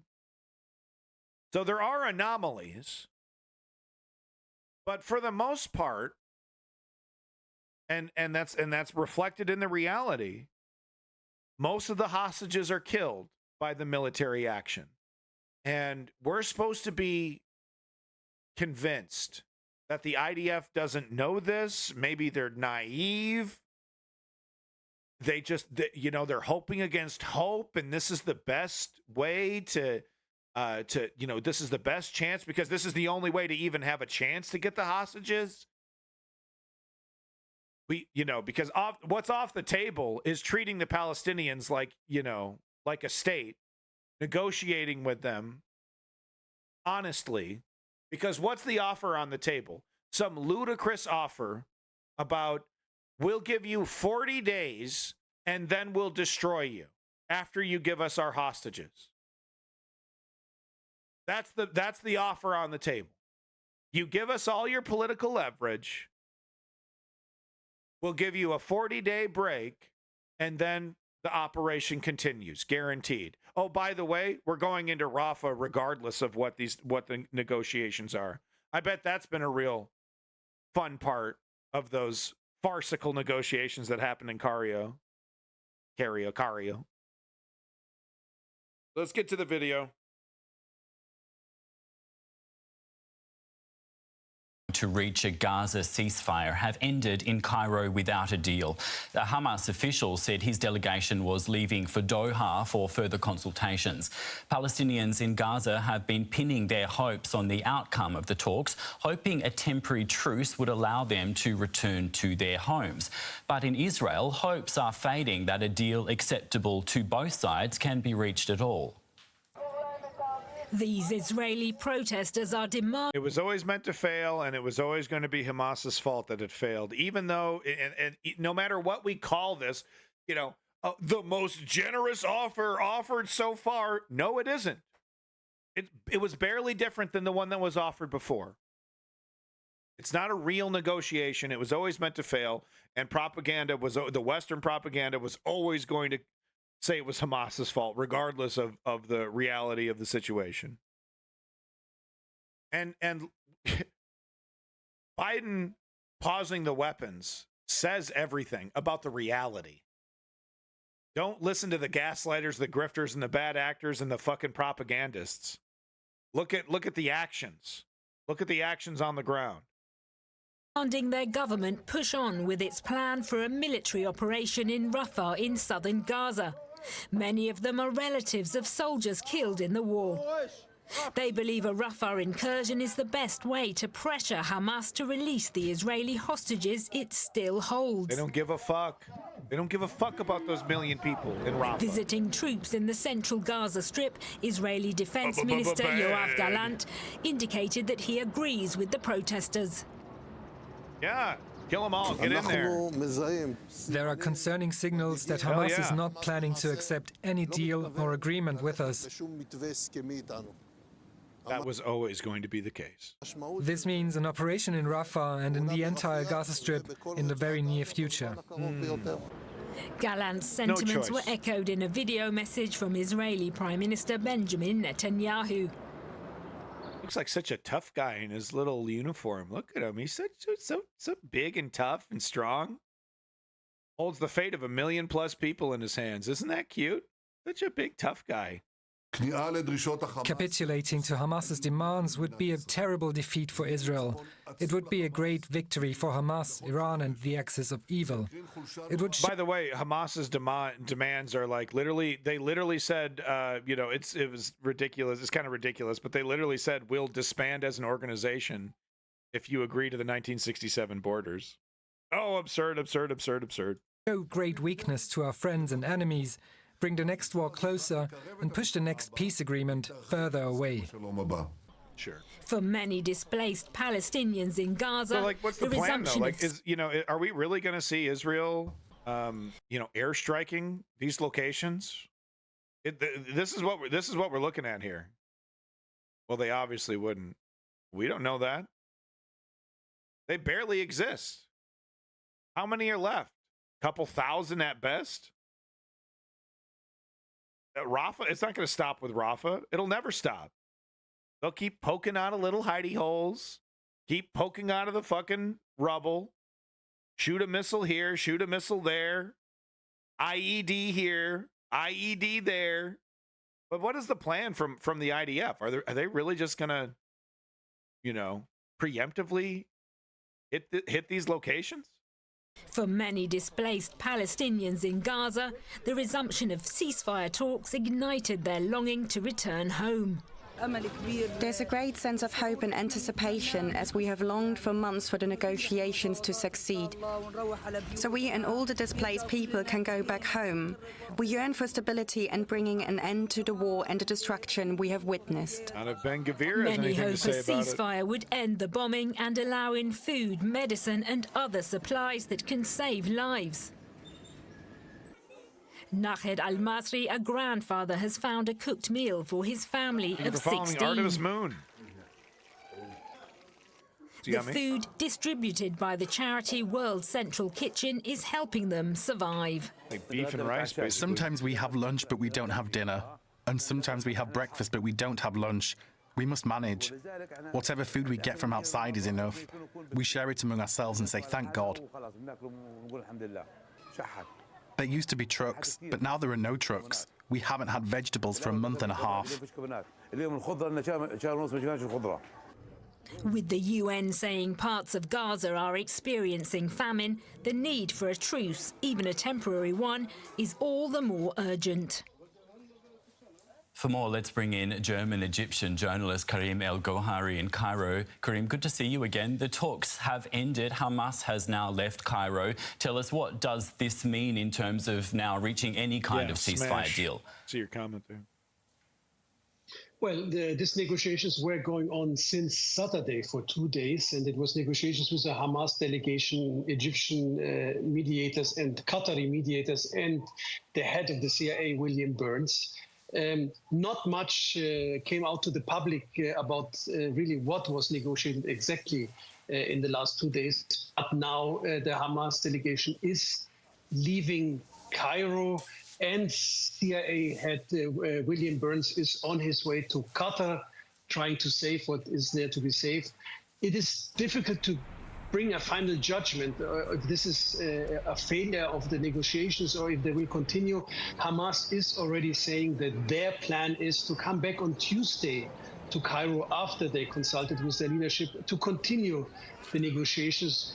We don't know anything about the Israeli side. Their delegations was not present here in Egypt because they were waiting what result this. No, they only showed up and pretended to be present for a little bit so that they could immediately go back and say, "Oh, it's a total failure because of Hamas." Like there's no real. There doesn't, from my opinion at least, there doesn't really appear to be any real intention of treating Palestine like a legitimate state. And to me, this seems like a waiting game. You know, secure the gains, finish with Rafah. Maybe declare victory, maybe not. Maybe do like a half declaration of victory where, you know, like, oh, we won the fight, but the war isn't over. So we're gonna put up we're gonna fully occupy the Gaza Strip, and then hope, after the U.S. elections, hope everything calms down and everybody forgets. Let the settlers tickle in once in a couple settlers here. Oh, there's nothing we could do. Oh shoot. Oh, they got through the fence. Ooh, whoops. Let the settlers tickle in over time. You've created a quagmire. You've created an impossible situation, just like in the West Bank, because that's why people say the 1967 borders are impossible now, because of all the land that Israel has stolen, on all the people that are now living on that occupied land, right? The entire operation of uprooting those people and moving them, making it complicated, making it messy, making it easy to say, is the United States hates Jews because they're kicking the settlers out, which is the narrative that would happen immediately. Even that it would be insane, because the talking heads, the supporters of Israel, would have to acknowledge the illegality of the settlers, but also claim victimhood at their removal. But they would do it. They would do it happily, right? Because that's what they're paid to do. So that's where I think is going to be. That's what I think is going to be happening. I mean, the Rafah being given over to Egypt. The big question for me is, what do you do with 1 million people? You can't kill them all. That's not tenable, even though Ben-Gvir would be thumbs up for it. Bibi knows that, obviously with these weapons shipments being paused, he's like, no, there's going to be real ramifications if I murder 1 million Palestinians. That's not going to work out. So what do you do, man? Because Egypt isn't going to open that border. I still like my idea of Israel just literally handing over Rafah to Egypt and saying, it's your problem now, dog. Like just hand it over, and then they put up a wall, and Egypt's like, we don't want this. Isn't ours. We're not taking this. This isn't ours. Yes, it is. Put up a wall, pretend. And then have your PR machine cranking into overtime about how it's Egypt's problem now. Kind of, go in, do your little assault, declare victory against Hamas. Oh, we did it. Sanitize. We're good. Here you go, Egypt. They're all yours now. What are they complaining? We literally handed over the entirety of Rafah over to Egypt. What's the big deal? What do you do with these 1 million+ people? If you're not going to let them back, because the obvious answer, if we were talking about people treating other people like human beings, the obvious answer would be, well, obviously you let them move back into their homes, into the rubble of their homes to rebuild. That's what they want. They want to go back to their rubble piles and live in their home, to live on their land, live in their country. So if that's off the table, what the hell do you do with these people? I know they've been adding these big cement chunks, but, you know, come on, people can get around that shit. Negotiations will bring. We have no idea if the Israeli delegations might then come on Tuesday when Hamas is coming back. So it's all a little about out in the open. But the biggest sticking point, of course, is the following: is Hamas is asking for guarantees for a permanent ceasefire, either from the US, from the other mediators. But at the end, of course, they have to get this guarantee from Israel itself. And they were asking for withdrawal. So Bibi Netanyahu literally declares that to be a loss of the war for Israel. And we're still supposed to pretend like this is, you know, like this is some kind of tit for tat. And, oh, you know, Israel's offering up generous. You know, I'm just so tired of the lies. They happen immediately, too. We had a person in the Discord immediately saying, oh, it was a very generous offer, very generous offer. No, it's the same offer. Of the Israeli forces from the Gaza Strip, and that is something that is not accepted for Netanyahu. He says he wants to push on with the Israeli offensive in Rafah, and that is the gap that is so difficult to bridge, and we don't know if the negotiations picture of the border wall, or if they're just deferred to next week. Thanks for that, Karim. That was German-Egyptian journalist Karim El-Gohari in Cairo. Thank you. Yeah. You're welcome. Yeah, that would, you know, breaching this, that would require like the Israeli military striking this. Like there's Hamas bulldozers, you know, bombs and rockets. Look at this. This is quadruple reinforced.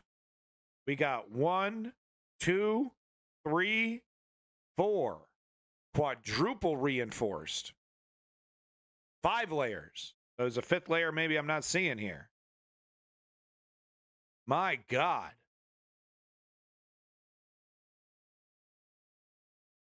Egypt knows what's going on. See, that's what I'm talking about, right? It's like there's all the yapping, right? There's this fake reality being, you know, inseminated into our brain, and then there's the reality. Thank you for that link, Davey. How much time do I got left here? Not much. Okay, I got just enough time to squeeze in this incredibly important Mehdi Hassan debate between one Muslim person. You've definitely recognized him before. What's his name? Keith Ellison. Yeah, Keith Ellison here. So it's interesting because they're both in office. They're both Muslim, I believe, Arab descent, I believe, in some cases. And I believe they, they, of course, want a ceasefire and everything. But this is a debate about whether Muslims, Arab folks should be voting for Joe Biden. What's the choice here? I think this is a very interesting debate. And it's a great opportunity to hear from, people that are in that culture, in that society. And hear what their opinions are. I think this is a really great debate. Once again, this is Mehdi Hassan's Zeteo. So let's get into it. Despite the famine, the massive death toll, and the humanitarian crisis, the U.S. remains committed to supporting Israel's genocide in Gaza. The Biden administration has provided a continuous supply of weapons, bombs, ammo, and they've even publicly claimed Israel is abiding by U.S. and by international humanitarian law, even as internally they're told otherwise. But as President Biden doubles down in his commitment to Israel and, by extension, to Benjamin Netanyahu, the uncommitted vote has made waves in primary elections being held across the United States. Voters in crucial states like Michigan, Minnesota, and Arizona, many of whom are Muslim or Arab Americans, have sent a strong message to Joe Biden and the Democrats. We won't vote for you unless you change course on Gaza. But this November, another reality might set in for Muslim voters, and that's the strong possibility that Joe Biden might lose to Donald Trump. And Trump isn't just an Islamophobe. He's running an openly fascist, anti-democratic campaign. He's quoting Adolf Hitler. He's promising to deport pro-Palestinian foreign students from America. Israel's most right-wing ministers are counting down the days to a Trump presidency. Davey knows so that Xbox. Where should the Muslim vote, if there is such a thing, go? What do Muslim American, Arab American, pro-Palestinian voters do? Is this about voting for the lesser of two evils? Who better to debate this with than two prominent Muslim elected Democrats who take very different views on this? Keith Ellison is the Attorney General for Minnesota and was America's first Muslim congressman. Abdullah Hammoud is the first Muslim mayor of Dearborn, Michigan, the first Arab American majority city in the United States, and he's also a former state rep, and they join me now. Abdullah Hammoud, Keith Ellison, thank you both for joining me on Mehdi Unfiltered today. Abdullah, let me start with you. You have been super critical of the Biden administration. You were a strong supporter of the uncommitted vote in Michigan, which got nearly 19% of the Democratic primary vote there, more than 45,000 votes. But what do you say to people in your party who say ultimately that's all a distraction? When push comes to shove, everyone, including Muslim Americans, Arab Americans. Yo, Mehdi, the audio, it's way too echoey, man. Who's the producer over here? Man, they need a pro like me. Mehdi, give me a call, honey. Give me a call. It sounds like you're in a cave, baby. Has to vote for Biden in the general election. I say that it's my duty as the elected for the region, but also as a member of this nation to hold my elected official accountable. And that's exactly what we did with the uncommitted vote. It was trying to rally the vote to demonstrate. I think the uncommitted vote is really great because it's not the federal election. It's a great way to show dissatisfaction with Biden. So I fully support this uncommitted vote that happened in Michigan. I think it's a really great strategic way to tell the neoliberals, we're not happy with this direction. You need to change this. There will be electoral ramifications if you continue down this pro-Zionist. Okay, and that's what the weapon pausing is about. I'm telling you, it's going to be top of the fucking story if that's a true story, is the pause on weapons, because that's him caving. That's him caving and saying you can't go into Rafah. And I'm not going to sit here and make excuses for you. Watch him make excuses for it. Watch him pause the weapons, but then get out in public and still be, oh, well, we're still trying to be nice. Just, totally undermining the message. Anyway. That what's happening in Gaza is unacceptable, and that what our president has been doing and the decision-making that he has taken upon along with his administration is absolutely unacceptable and making all of us complicit with this genocide. We have to end the endless, unlimited checks to Benjamin Netanyahu in the most right-wing government in Israel's history. We have to call for a permanent ceasefire. We have to have the backbone to hold those who commit war crimes accountable, and President Biden has demonstrated that he's not able to do this at this point in time. And so we want to clearly send the message that he must move along with the center of the party prior to coming to November, because none of us want to see Trump elected to the presidency, as that can unravel democracy altogether. But as of today, Abdullah, just to be clear, as of today, are you voting for Joe Biden? I have not pledged my vote to any candidate. I think no candidate. I think that's a really smart way to say it. Obviously, he's going to vote Joe Biden. But what he's saying, and especially publicly, is that my vote's still up, I'm not going to make my decision until I get in the voting booth, right? That's kind of a really clever way of saying, like, look, we all know which direction. I'm not going to be voting for Trump. I just called him a danger to our democracy. There's only going to be 2 names on that list.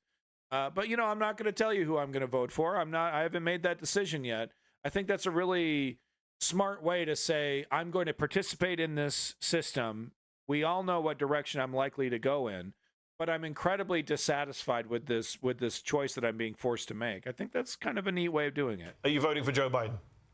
I have not pledged my vote to any candidate. I think no candidate has earned my vote, and I think it's incumbent upon the candidate seeking the highest office in this world to earn the votes of the constituency seeks to serve. And look, like it or not, I don't care. I don't care if you like this or not. Thank you for the follow, Legion AOD. I don't like it. I don't care if you like this or not. This is the reality. Okay. Voters are emotional. They're not, a grand majority are not information based. A grand majority are not watching politics like we are. They're not fucking freaks. Okay. I mean, they are, let's be real. But you know what I mean? They're not political freaks. They're not making these calculations in the way that they are. For a lot of these people that are making this decision to not vote Joe, they're like, well, we'll see what happens next cycle.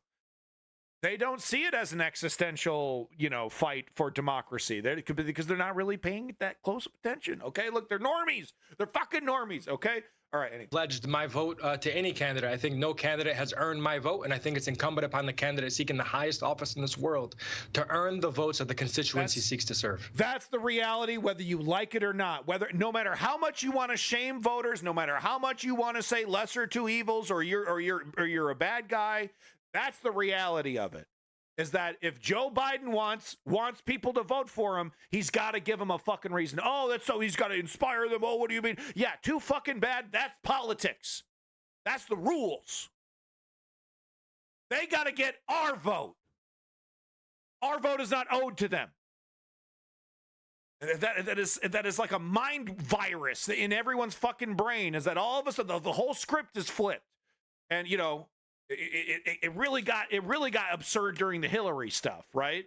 And it's still there. It's still this idea that, oh, you can shame voters. No, you gotta give us something, man. And that's the problem with Joe, right? Well, that's what we're seeing though. Like I'm saying, him pausing the weapons, that might be the case. But like Rafah's gonna happen, and it's gonna make Joe look bad. Way too late, way too fucking late. But maybe this is like the last ditch attempt to be like, look, we're not playing. You go into Rafah, you can expect a pause to be extended, right? This is your first taste of it.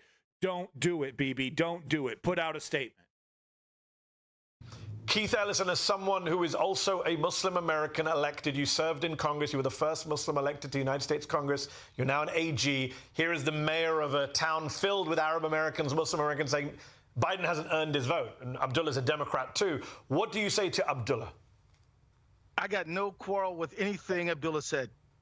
Everything he said is, I think, perfectly defensible. And in fact, I think that the uncommitted position might have the effect of moving the Biden administration in the right direction, which we all hope he'll arrive at. It's a very Keith Ellison thing to say, a sovereign state for Palestinian people in Palestine, permanent ceasefire, humanitarian aid, and everything that goes along with recognizing the humanity of the Palestinian people. I happen to be, I already know I'm going to vote for Biden, but I got to be honest and tell you that I have strong objections to the policy, but I also know. And this is the core problem with Keith Ellison right here. It just doesn't make any sense to give up all of your leverage and then throw in the criticism. Well, it's a guarantee that I'm voting for you, but here are the reasons why I'm not too happy about it. Yeah, tuning that part out. The only important part is that you're throwing your weight behind him. And that's been the core problem. Look, man, he's a bit of a careerist, Keith Ellison. There's a history there. If you've been following politics, you'll know. Keith Ellison, coming to the defense of the neoliberal establishment, sometimes a little too eagerly. In this case, though, I mainly agree with him. But I don't understand this, where it's just like I fully acquiesce and I give my vote over to Biden. And, here's some critiques you can pay attention to if you want, big guy. You know what I mean? I have strong objections to the policy, but I also know that one of two people is going to be the president of the United States. That's true. And that's just reality.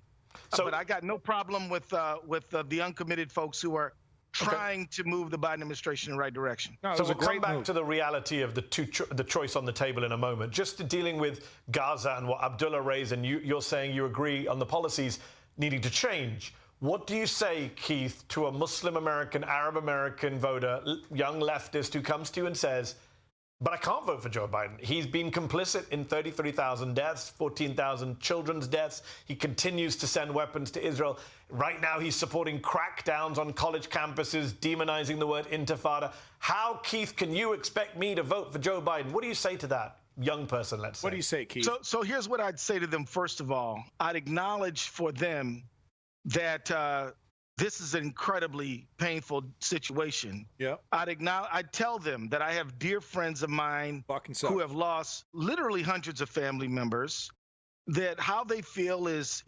perfectly understandable. But at the end of the day, one or two people is going to be the president. Two names on there.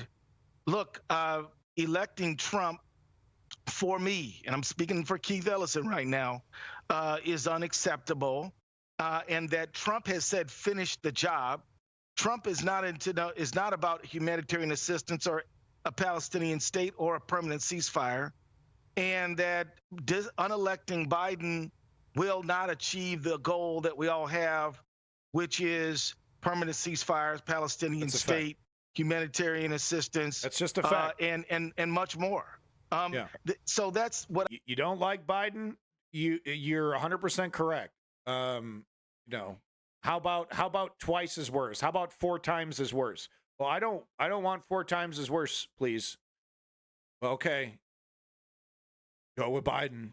I know it sucks, dude. Welcome to politics, right? Right? Go take a shower, right? That's what this is, man. That's why scumbags like us are attracted to it, huh? But I'd say that nasty business. If you unelect Biden, it's not going to hurt Biden. Biden's going to live the life of a former president. But all the rest of us will see a lot of pain. We'll see the Supreme Court go further to the right. Yeah. We'll see It's interesting because he's basically saying the neoliberals are not going to learn any lessons, which is the party that he is always coming to the support of. So kind of interesting admission in it, right there, that he's like, yeah, well, they're kind of intractable, and but the problem is that I think the reason why I'm criticizing him is because he was a little wishy-washy during Bernie. Was that it, or was he a big Bernie guy? I'm a little confused, but like I said, there's it's a little mixed history with Keith. Person who was the author of the Muslim ban get elected, who promises to go further this time, and maybe we'll be able to do it with this court. We'll see the person who said that a Mexican-American judge couldn't be fair to him because he was a Mexican. We'll see. So we're going to see some tough things in our future if we see Trump. And I've heard a lot of friends of mine, dear friends who are Muslim, say, Keith, one day in Gaza is worse than 4 years under Trump. And I say, wait a minute, who says 4 years? This could be a long-term problem. So my thought is I'd rather have pressure Biden, demand that he make really the changes. It's the end of our democracy if Trump rather gets than in. have somebody who will never listen and maybe be much worse. Abdullah, Keith now twice has said the reality is there's just two people on the ballot. It's the choices between Trump and Biden. There's no Cornel West option. I mean, he's running. We had him on the show recently, but he can't win. You accept that, right? The choice is between Trump and Biden. So if it's not Biden, it has to be Trump. Are you okay with that? I understand the circumstances of electoral politics, but what I will not accept is this idea that fear-mongering is what's supposed to drive, especially young people and Democrats, to the ballot and having to plug your nose and vote for Biden just because Trump is on the other side of the ticket. I think what we need to highlight is the fact that what's happening in Gaza cannot get any worse. I keep hearing this, and as the mayor for the city of Dearborn, what I tell you is when my resident comes to our council chambers and says, I have lost 80 family members, I don't think it's prudent upon this president or any part of his campaign to come out and say, well, it would be worse under Trump. There's nothing worse than 80% of all civilian infrastructure decimated, 50% of all deaths are innocent children, and 100% of a population is displaced. And this idea that somehow 100%. President Biden has been advocating for a ceasefire or unfettered humanitarian access, he has the ability to pick up the phone today, I promptly believe, and end this war altogether. He can close the pipeline to all the bombs and weapons manufacturers' supplies to the IDF, to Benjamin Netanyahu, but he refused to do so. And so I think it's wholly unacceptable. People want to be inspired to come out to the ballot.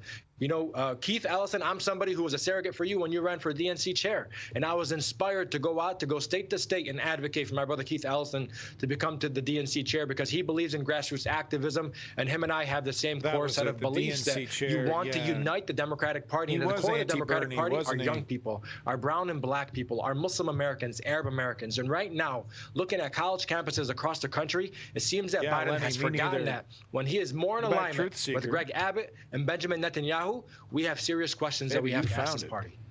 Keith, a lot of people say to me, a lot of Muslims say to me, and I'm sure they've said this to you, and I'm interested in your answer, that it's not about Trump versus Biden. It's about teaching the Democratic Party a lesson. Yeah. If we don't do something now, the Democrats will take us for granted, and we have the ability to influence the election in places like Michigan and Georgia. So let's show them that, and then they'll wake up in November and say, This is where the primarying comes in. I'm always talking about how we need to be primarying neoliberal Democrats, but this is your opportunity to make that stand before the national elections, before it's a binary decision between two people. That's why we need to stop being so resistant to primarying neoliberals that don't fall in line with progressive policies and basically replace them with progressives and at any opportunity. The right does not have any qualms. If Lindsey Graham stops walking the walk, the people that were hardcore Lindsey Grammers are now Mike Lindell guys or whoever replaces him. You know what I mean? Like it. There's no big issue with primarying on the right. If you don't toe the line, you're a rhino. Get in the dumpster. On the left, there's a lot of coddling from the constituency of like, oh, I've been voting Nancy Pelosi or I've been voting Barbara Boxer my whole life. I talked to a lot of them when I was living in San Francisco. A lot of people are very proud to be voting for, their senator, basically their whole fucking life, without question, without pushback, not looking at the policies. Anyway. We messed up. We should have listened to the Muslim and Arab American votes. What do you say to that argument? I'm not sure that the message that people are trying to send will ever arrive at the intended destination. What I will say is that we're right there once again admitting that the neoliberal party that he defends, that he wants to be a part of, he was the chair of the DNC, are tone deaf and basically are not paying attention to to the regular folks, to the people that actually they need their vote from. He just casually admits it, man. Arrive where at the intended destination. What I try American votes. What do you say to that argument? I'm not sure that the message that people are trying to send will ever arrive where at the intended destination. What I will say is that between now and November, there is the opportunity to push. So Xbox, I just look at your comment. I don't see anything inaccurate with it, but the problem is that what's done is done. Are you advocating for the elimination of the state of Israel, or are you advocating for the 1967 borders? Please don't be advocating for the eradication of Israel, okay? That's not the real solution. We have to find a solution where both entities need to exist. Israel needs to give up the stolen land that the settlers have taken, and we need to go back to the 1967 borders. Of course, the Gaza Strip should be given back to the Palestinians. We need a corridor between the West Bank and the Gaza Strip. Gaza Strip needs to have fishing rights. Yada, yada, yada. But I see some lefties. I see some lefties out here flirting with, basically the exact opposite elimination rhetoric. Just coming from the different direction. It's like, guys, the solution is not fucking, annihilation. Abandoned Zionism, one state. Okay, yeah, guys. How about we just make that impossible threshold even more hard, right? We're playing on ultra difficult. Let's go to the impossible difficulty. Great idea, guys. Woke jihad, my God. To put the pressure on, this is how change happens. Protest is a long tradition in the United States. I mean, in the 60s, young people protested the Vietnam War. When I was in college at Wayne State, a few miles from where Abdullah is the mayor, we were protesting apartheid, South Africa.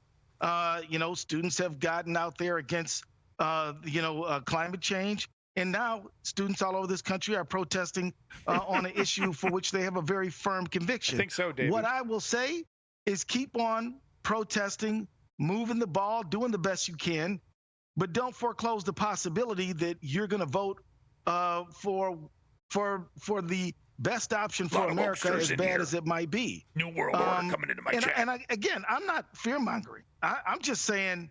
Keith, are you saying Are you saying lesser of two evils? Because people get very upset with that phrase these days. Yeah, but let me just tell you this. Yeah, intifada. I know people don't want to vote for lesser of two evils. I don't want to vote for lesser of two evils. But in life, I agree with that statement. But in life, that is the choice we often are stuck with.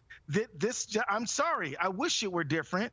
But in this situation, we have what we have in front of us, and we're going to have to make a choice. And sitting on the sideline and saying, I can't vote for either one of them, quite frankly, will benefit the one who is the most damaging. Xbox, I asked you a direct question. You seem to be avoiding it. I'm going to give you one more opportunity to answer my questions. Are you advocating for the elimination of Israel as a country, or do you agree with a two-state solution of some sort? Maybe you don't agree with the one that I described, but you do agree that, look, it's the damage has been done. Israel exists. Okay, we deal with it. Fucking deal with it, okay? And we're no solution can be found in the complete eradication of one side. Do you agree with that? So I'm not fear-mongering. Let me just say, I'm not fear-mongering. I'm just saying. Good to see you. That 1 + 1 = 2. This is the situation in front of us. None of us want it to be the situation, and I hope that young people and others. This is not only young people, but it's a lot of young people will continue to press, continue to demand. But at the end of the day, we'll understand that we can't have Trump back. Abdullah, in 2020, sorry, Keith, that's not how voters voted work. for Joe Biden. You saw the threat from Trump. You Voters voted don't work for, that I'm way. sure what you thought at the time was the lesser of two evils. Joe Biden had already presided over the Iraq War. A lot of Bernie folks were unhappy with him for multiple reasons on the domestic front. He didn't hide his Zionist politics, his loyal support for Israel. And you voted for him in 2020 to stop Trump. You made the choice then on lesser of two evils, right? I mean, just kidding. I mean, you know, commies are okay. Tankies can eat an ass, but commies are all right. Yeah, I mean, I obviously was a big Bernie Bernie Sanders supporter in 16 and in 20. Obviously voted for the Democratic candidate both times. But for me, you know, when you look at what's happening in Gaza, this is unprecedented. You can't look at this genocide and say that there has been precedent for this level of genocide. You know, Joe Biden ran on the idea of bringing decency back to the White House. He ran on the idea of leading with humanity, leading with morality. And I happen to believe, as a member of the greatest country in the world, that this proposition come November, unfortunately, is unsatisfactory. I would like to think that we're not voting, that we don't have a choice between the lesser of two evils, and rather would have to be the fact, would rather like to be aspire to come out. Let me drill down here. Keith says 1 + 1 is 2. Are you disagreeing with him there? I think I am disagreeing, because you have to look at the facts. When I have a resident who has lost loved ones, you know, I have a resident who both of his grandmothers had to be pulled out from under the rubble of 2 residential towers that were decimated by IDF fighter jet. You cannot look to that individual and say, while I send my condolences for the loss of your grandmothers, you need to vote for Biden because it would have been worse under Trump. I don't think that is the reality. What about the argument? There's a subset of this population which will not vote for Biden. That's basically what I'm saying to Keith here, is that, you know, voters are emotional, and, you know, there's no amount of vote shaming or fear mongering that's going to get them to change their mind, even if it ultimately works against their self-interest and what they believe in. We're dealing with voters in the United States, okay? Welcome to hell. Welcome to hell. Anyone see that movie? No. Okay.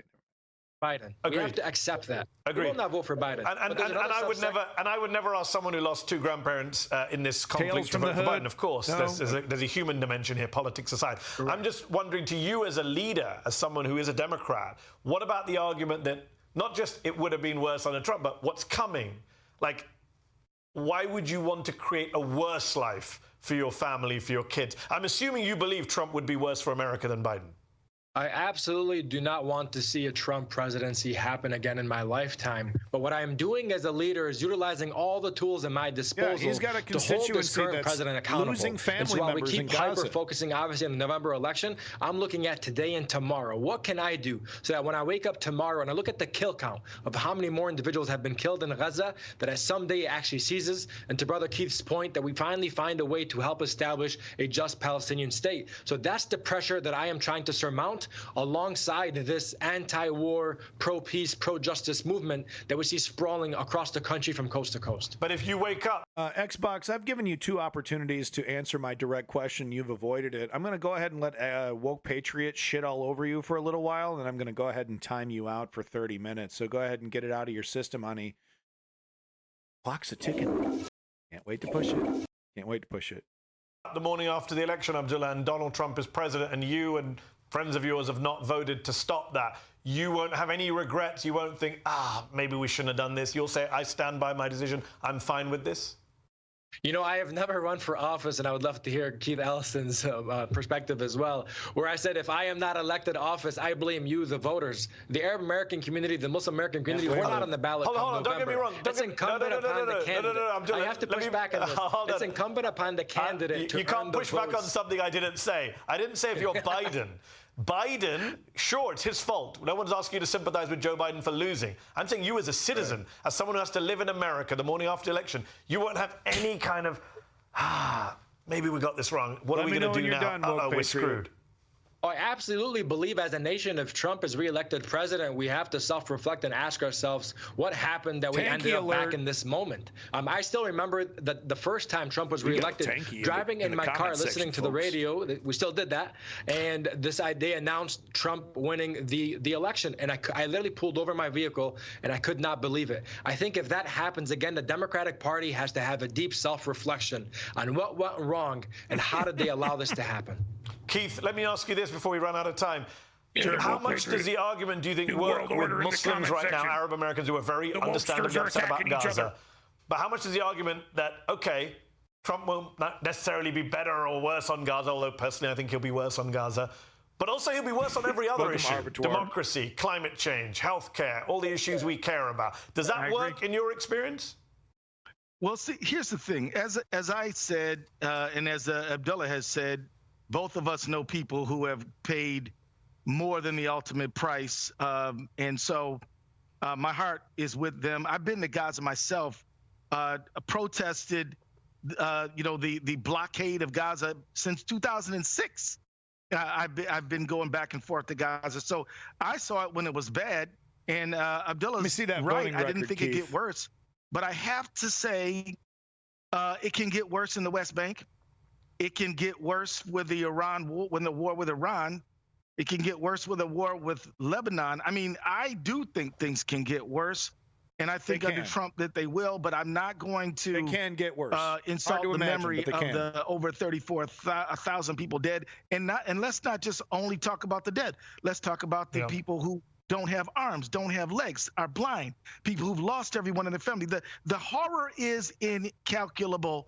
But we have the future, and in the future, we have simply got to do better, and that means activism. I will say that I hope the universities, and I urge these universities not to overreact. Yes. Protesting on college campuses is a normal thing, and there should not be an overreaction. Students are going to protest. I protested and got arrested on Wayne State's campus over apartheid, and I'll just say that, look, young people have a right to make themselves clear. And so I will say that I'm going to sit up and say what I'm going to do. I think what I'm doing is the right thing. But there's no way I can tell Abdullah that he's wrong and that he shouldn't be doing what he's doing.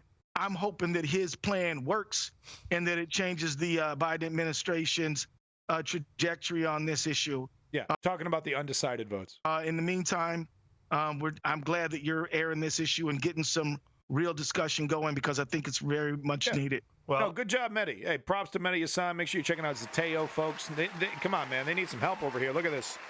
Only 237,000 subscribers. You got to get those numbers up, folks. Make sure you're liking and subscribing to Zateo. Thank you so much, Mehdi Hassan, kicking serious ass on your new network.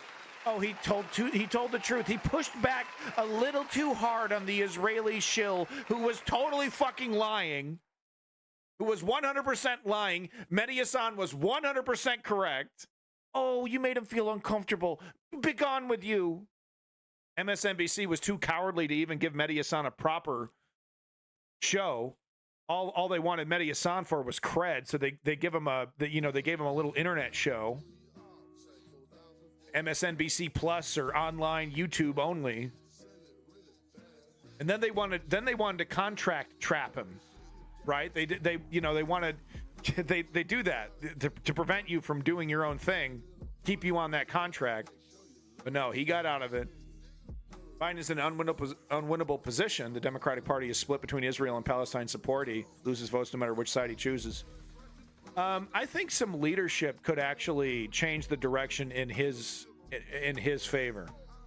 Had he shown any kind of backbone months ago, when it was evident, when I was showing the evidence, the News Underground was showing the evidence, I was showing it. It was very, very clear the Bibi Netanyahu government wasn't budging at all. Bad actors, we're going into Rafah. Breaking promises, literally breaking promises while Kirby was there, I believe.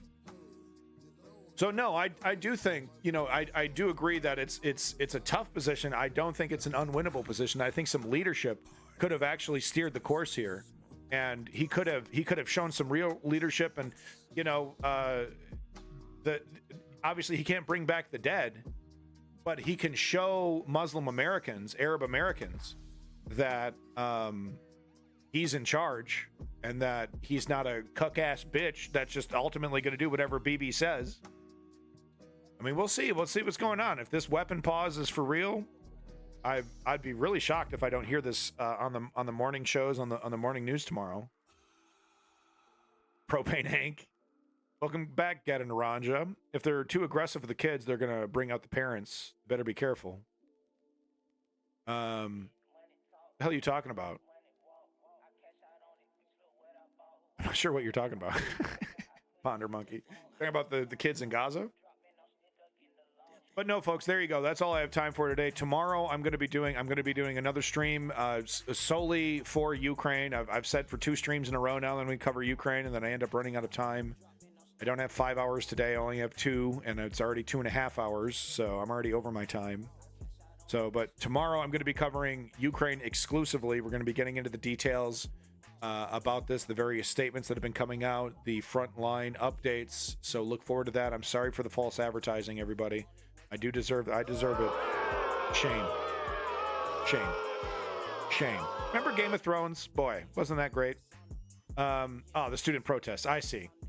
If they're too aggressive with the kids, they're gonna bring out the. I see. Yes, yeah. And that's why they crack down on these student protests so hard, because look at the history of protesting. It often starts with students. Look at the history of revolutions. It often starts with students. CNN says that the pause is not connected to the Rafah invasion. God damn you, Joe Biden. God damn you. And this is what I'm saying. He's a cuck-ass bitch, dude. Biden's a cuck-ass bitch, dude. Quote me on that shit. I'm a cuck-ass bitch. I like to watch my wife have sex. Not going to finish that. We could get racist over here. The Biden administration paused a shipment of U.S.-made ammunition to Israel. By the way, thank you, Davey, for this link. According to a source familiar with the matter, who did not disclose why the decision was made. What is this over here? Good God. The hold is not connected to a potential Israeli operation in Rafah and doesn't affect our shipments moving forward, the source said. Wow. The hold is not connected to a potential Israeli operation in Rafah and doesn't. So that's it. That's what I'm saying, man. That's what I'm saying, dude. Here's a stone cold opportunity. And you just, no.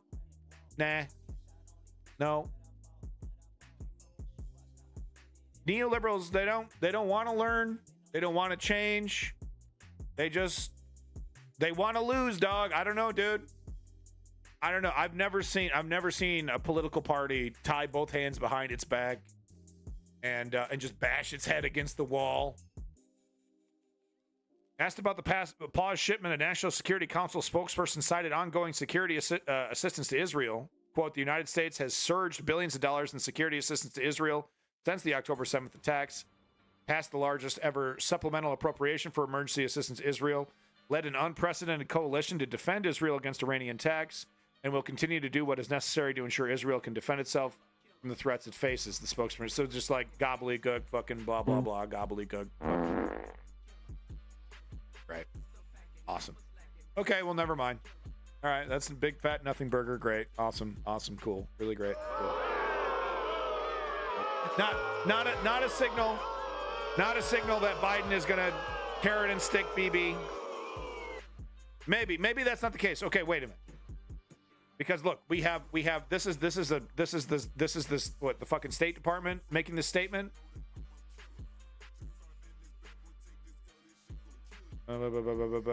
National Security Council. So look, we have the government saying, Bibi will get out here and make a speech. I'll never relent. I don't care what the situation is. I'm going to follow Israel until hell, no matter what. And then he gets on the phone with Bibi, and there's a grumpy phone call, and then all of a sudden the Rafah operation is paused. Right? So we have the narrative, which is rah, rah, rah, Israel can do no wrong, the ultimate victims, the most amazing democracy, since America, yada, yada, yada. That's the message. But then we have the reality. And maybe that's what we're seeing here. I don't know. I'm trying to have some hope, for these people in Rafah. Biden's in a bad position. If he's not up for it, should get out of the way. Okay.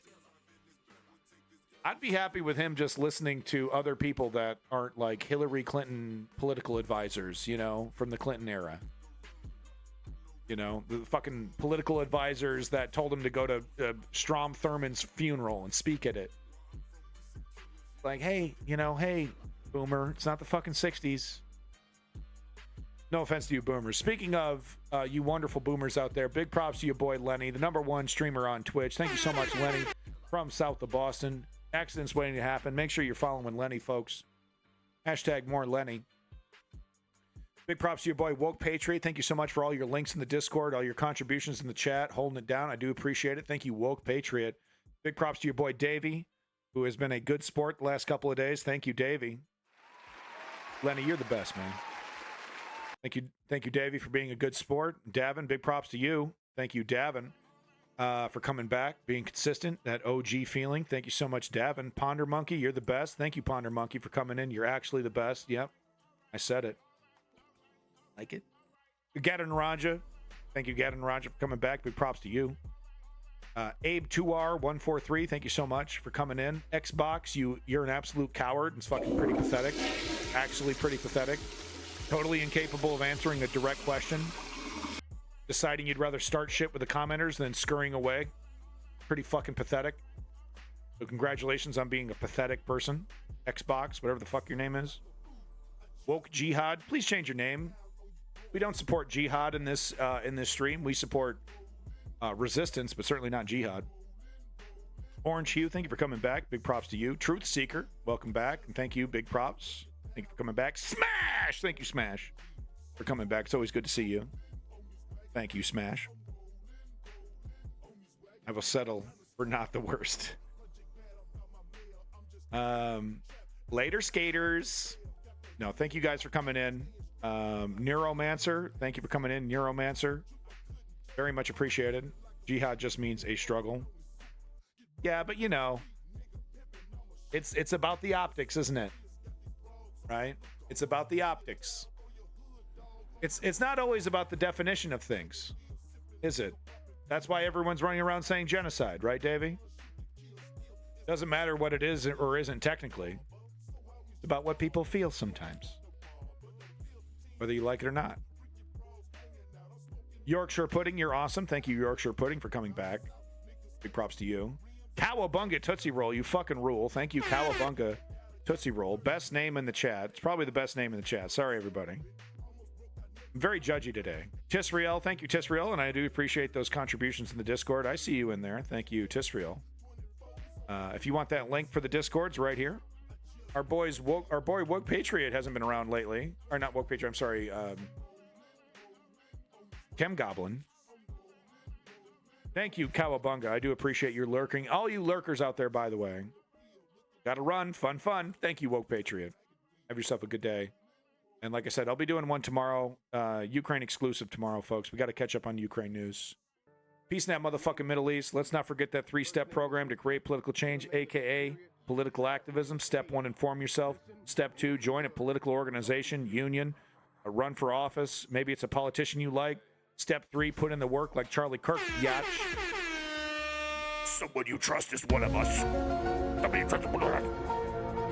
You goddamn wokesters. You goddamn wokesters, get out of my chat. Don't fucking do world order. I'm gonna go home and drink some supplements and have sex with my frog boyfriend, okay? Goddamn wokesters gonna try and tell me I can't have sex with my frog boyfriend. You turned the frogs gay. I got attracted to him. Now I'm in a consensual relationship with a beautiful frog man. It's all because of you wokesters. New world order. He's a cutie. Green skin. Smells like the swamp. I love him. Peace in that motherfucking Middle East. Glory to Ukrainian democracy. We'll be talking to you tomorrow.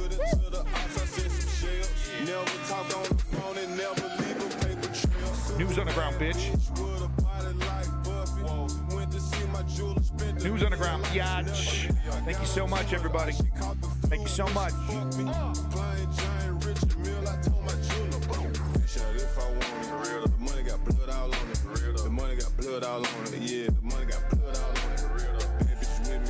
Skater dude. Think that follow Skater dude.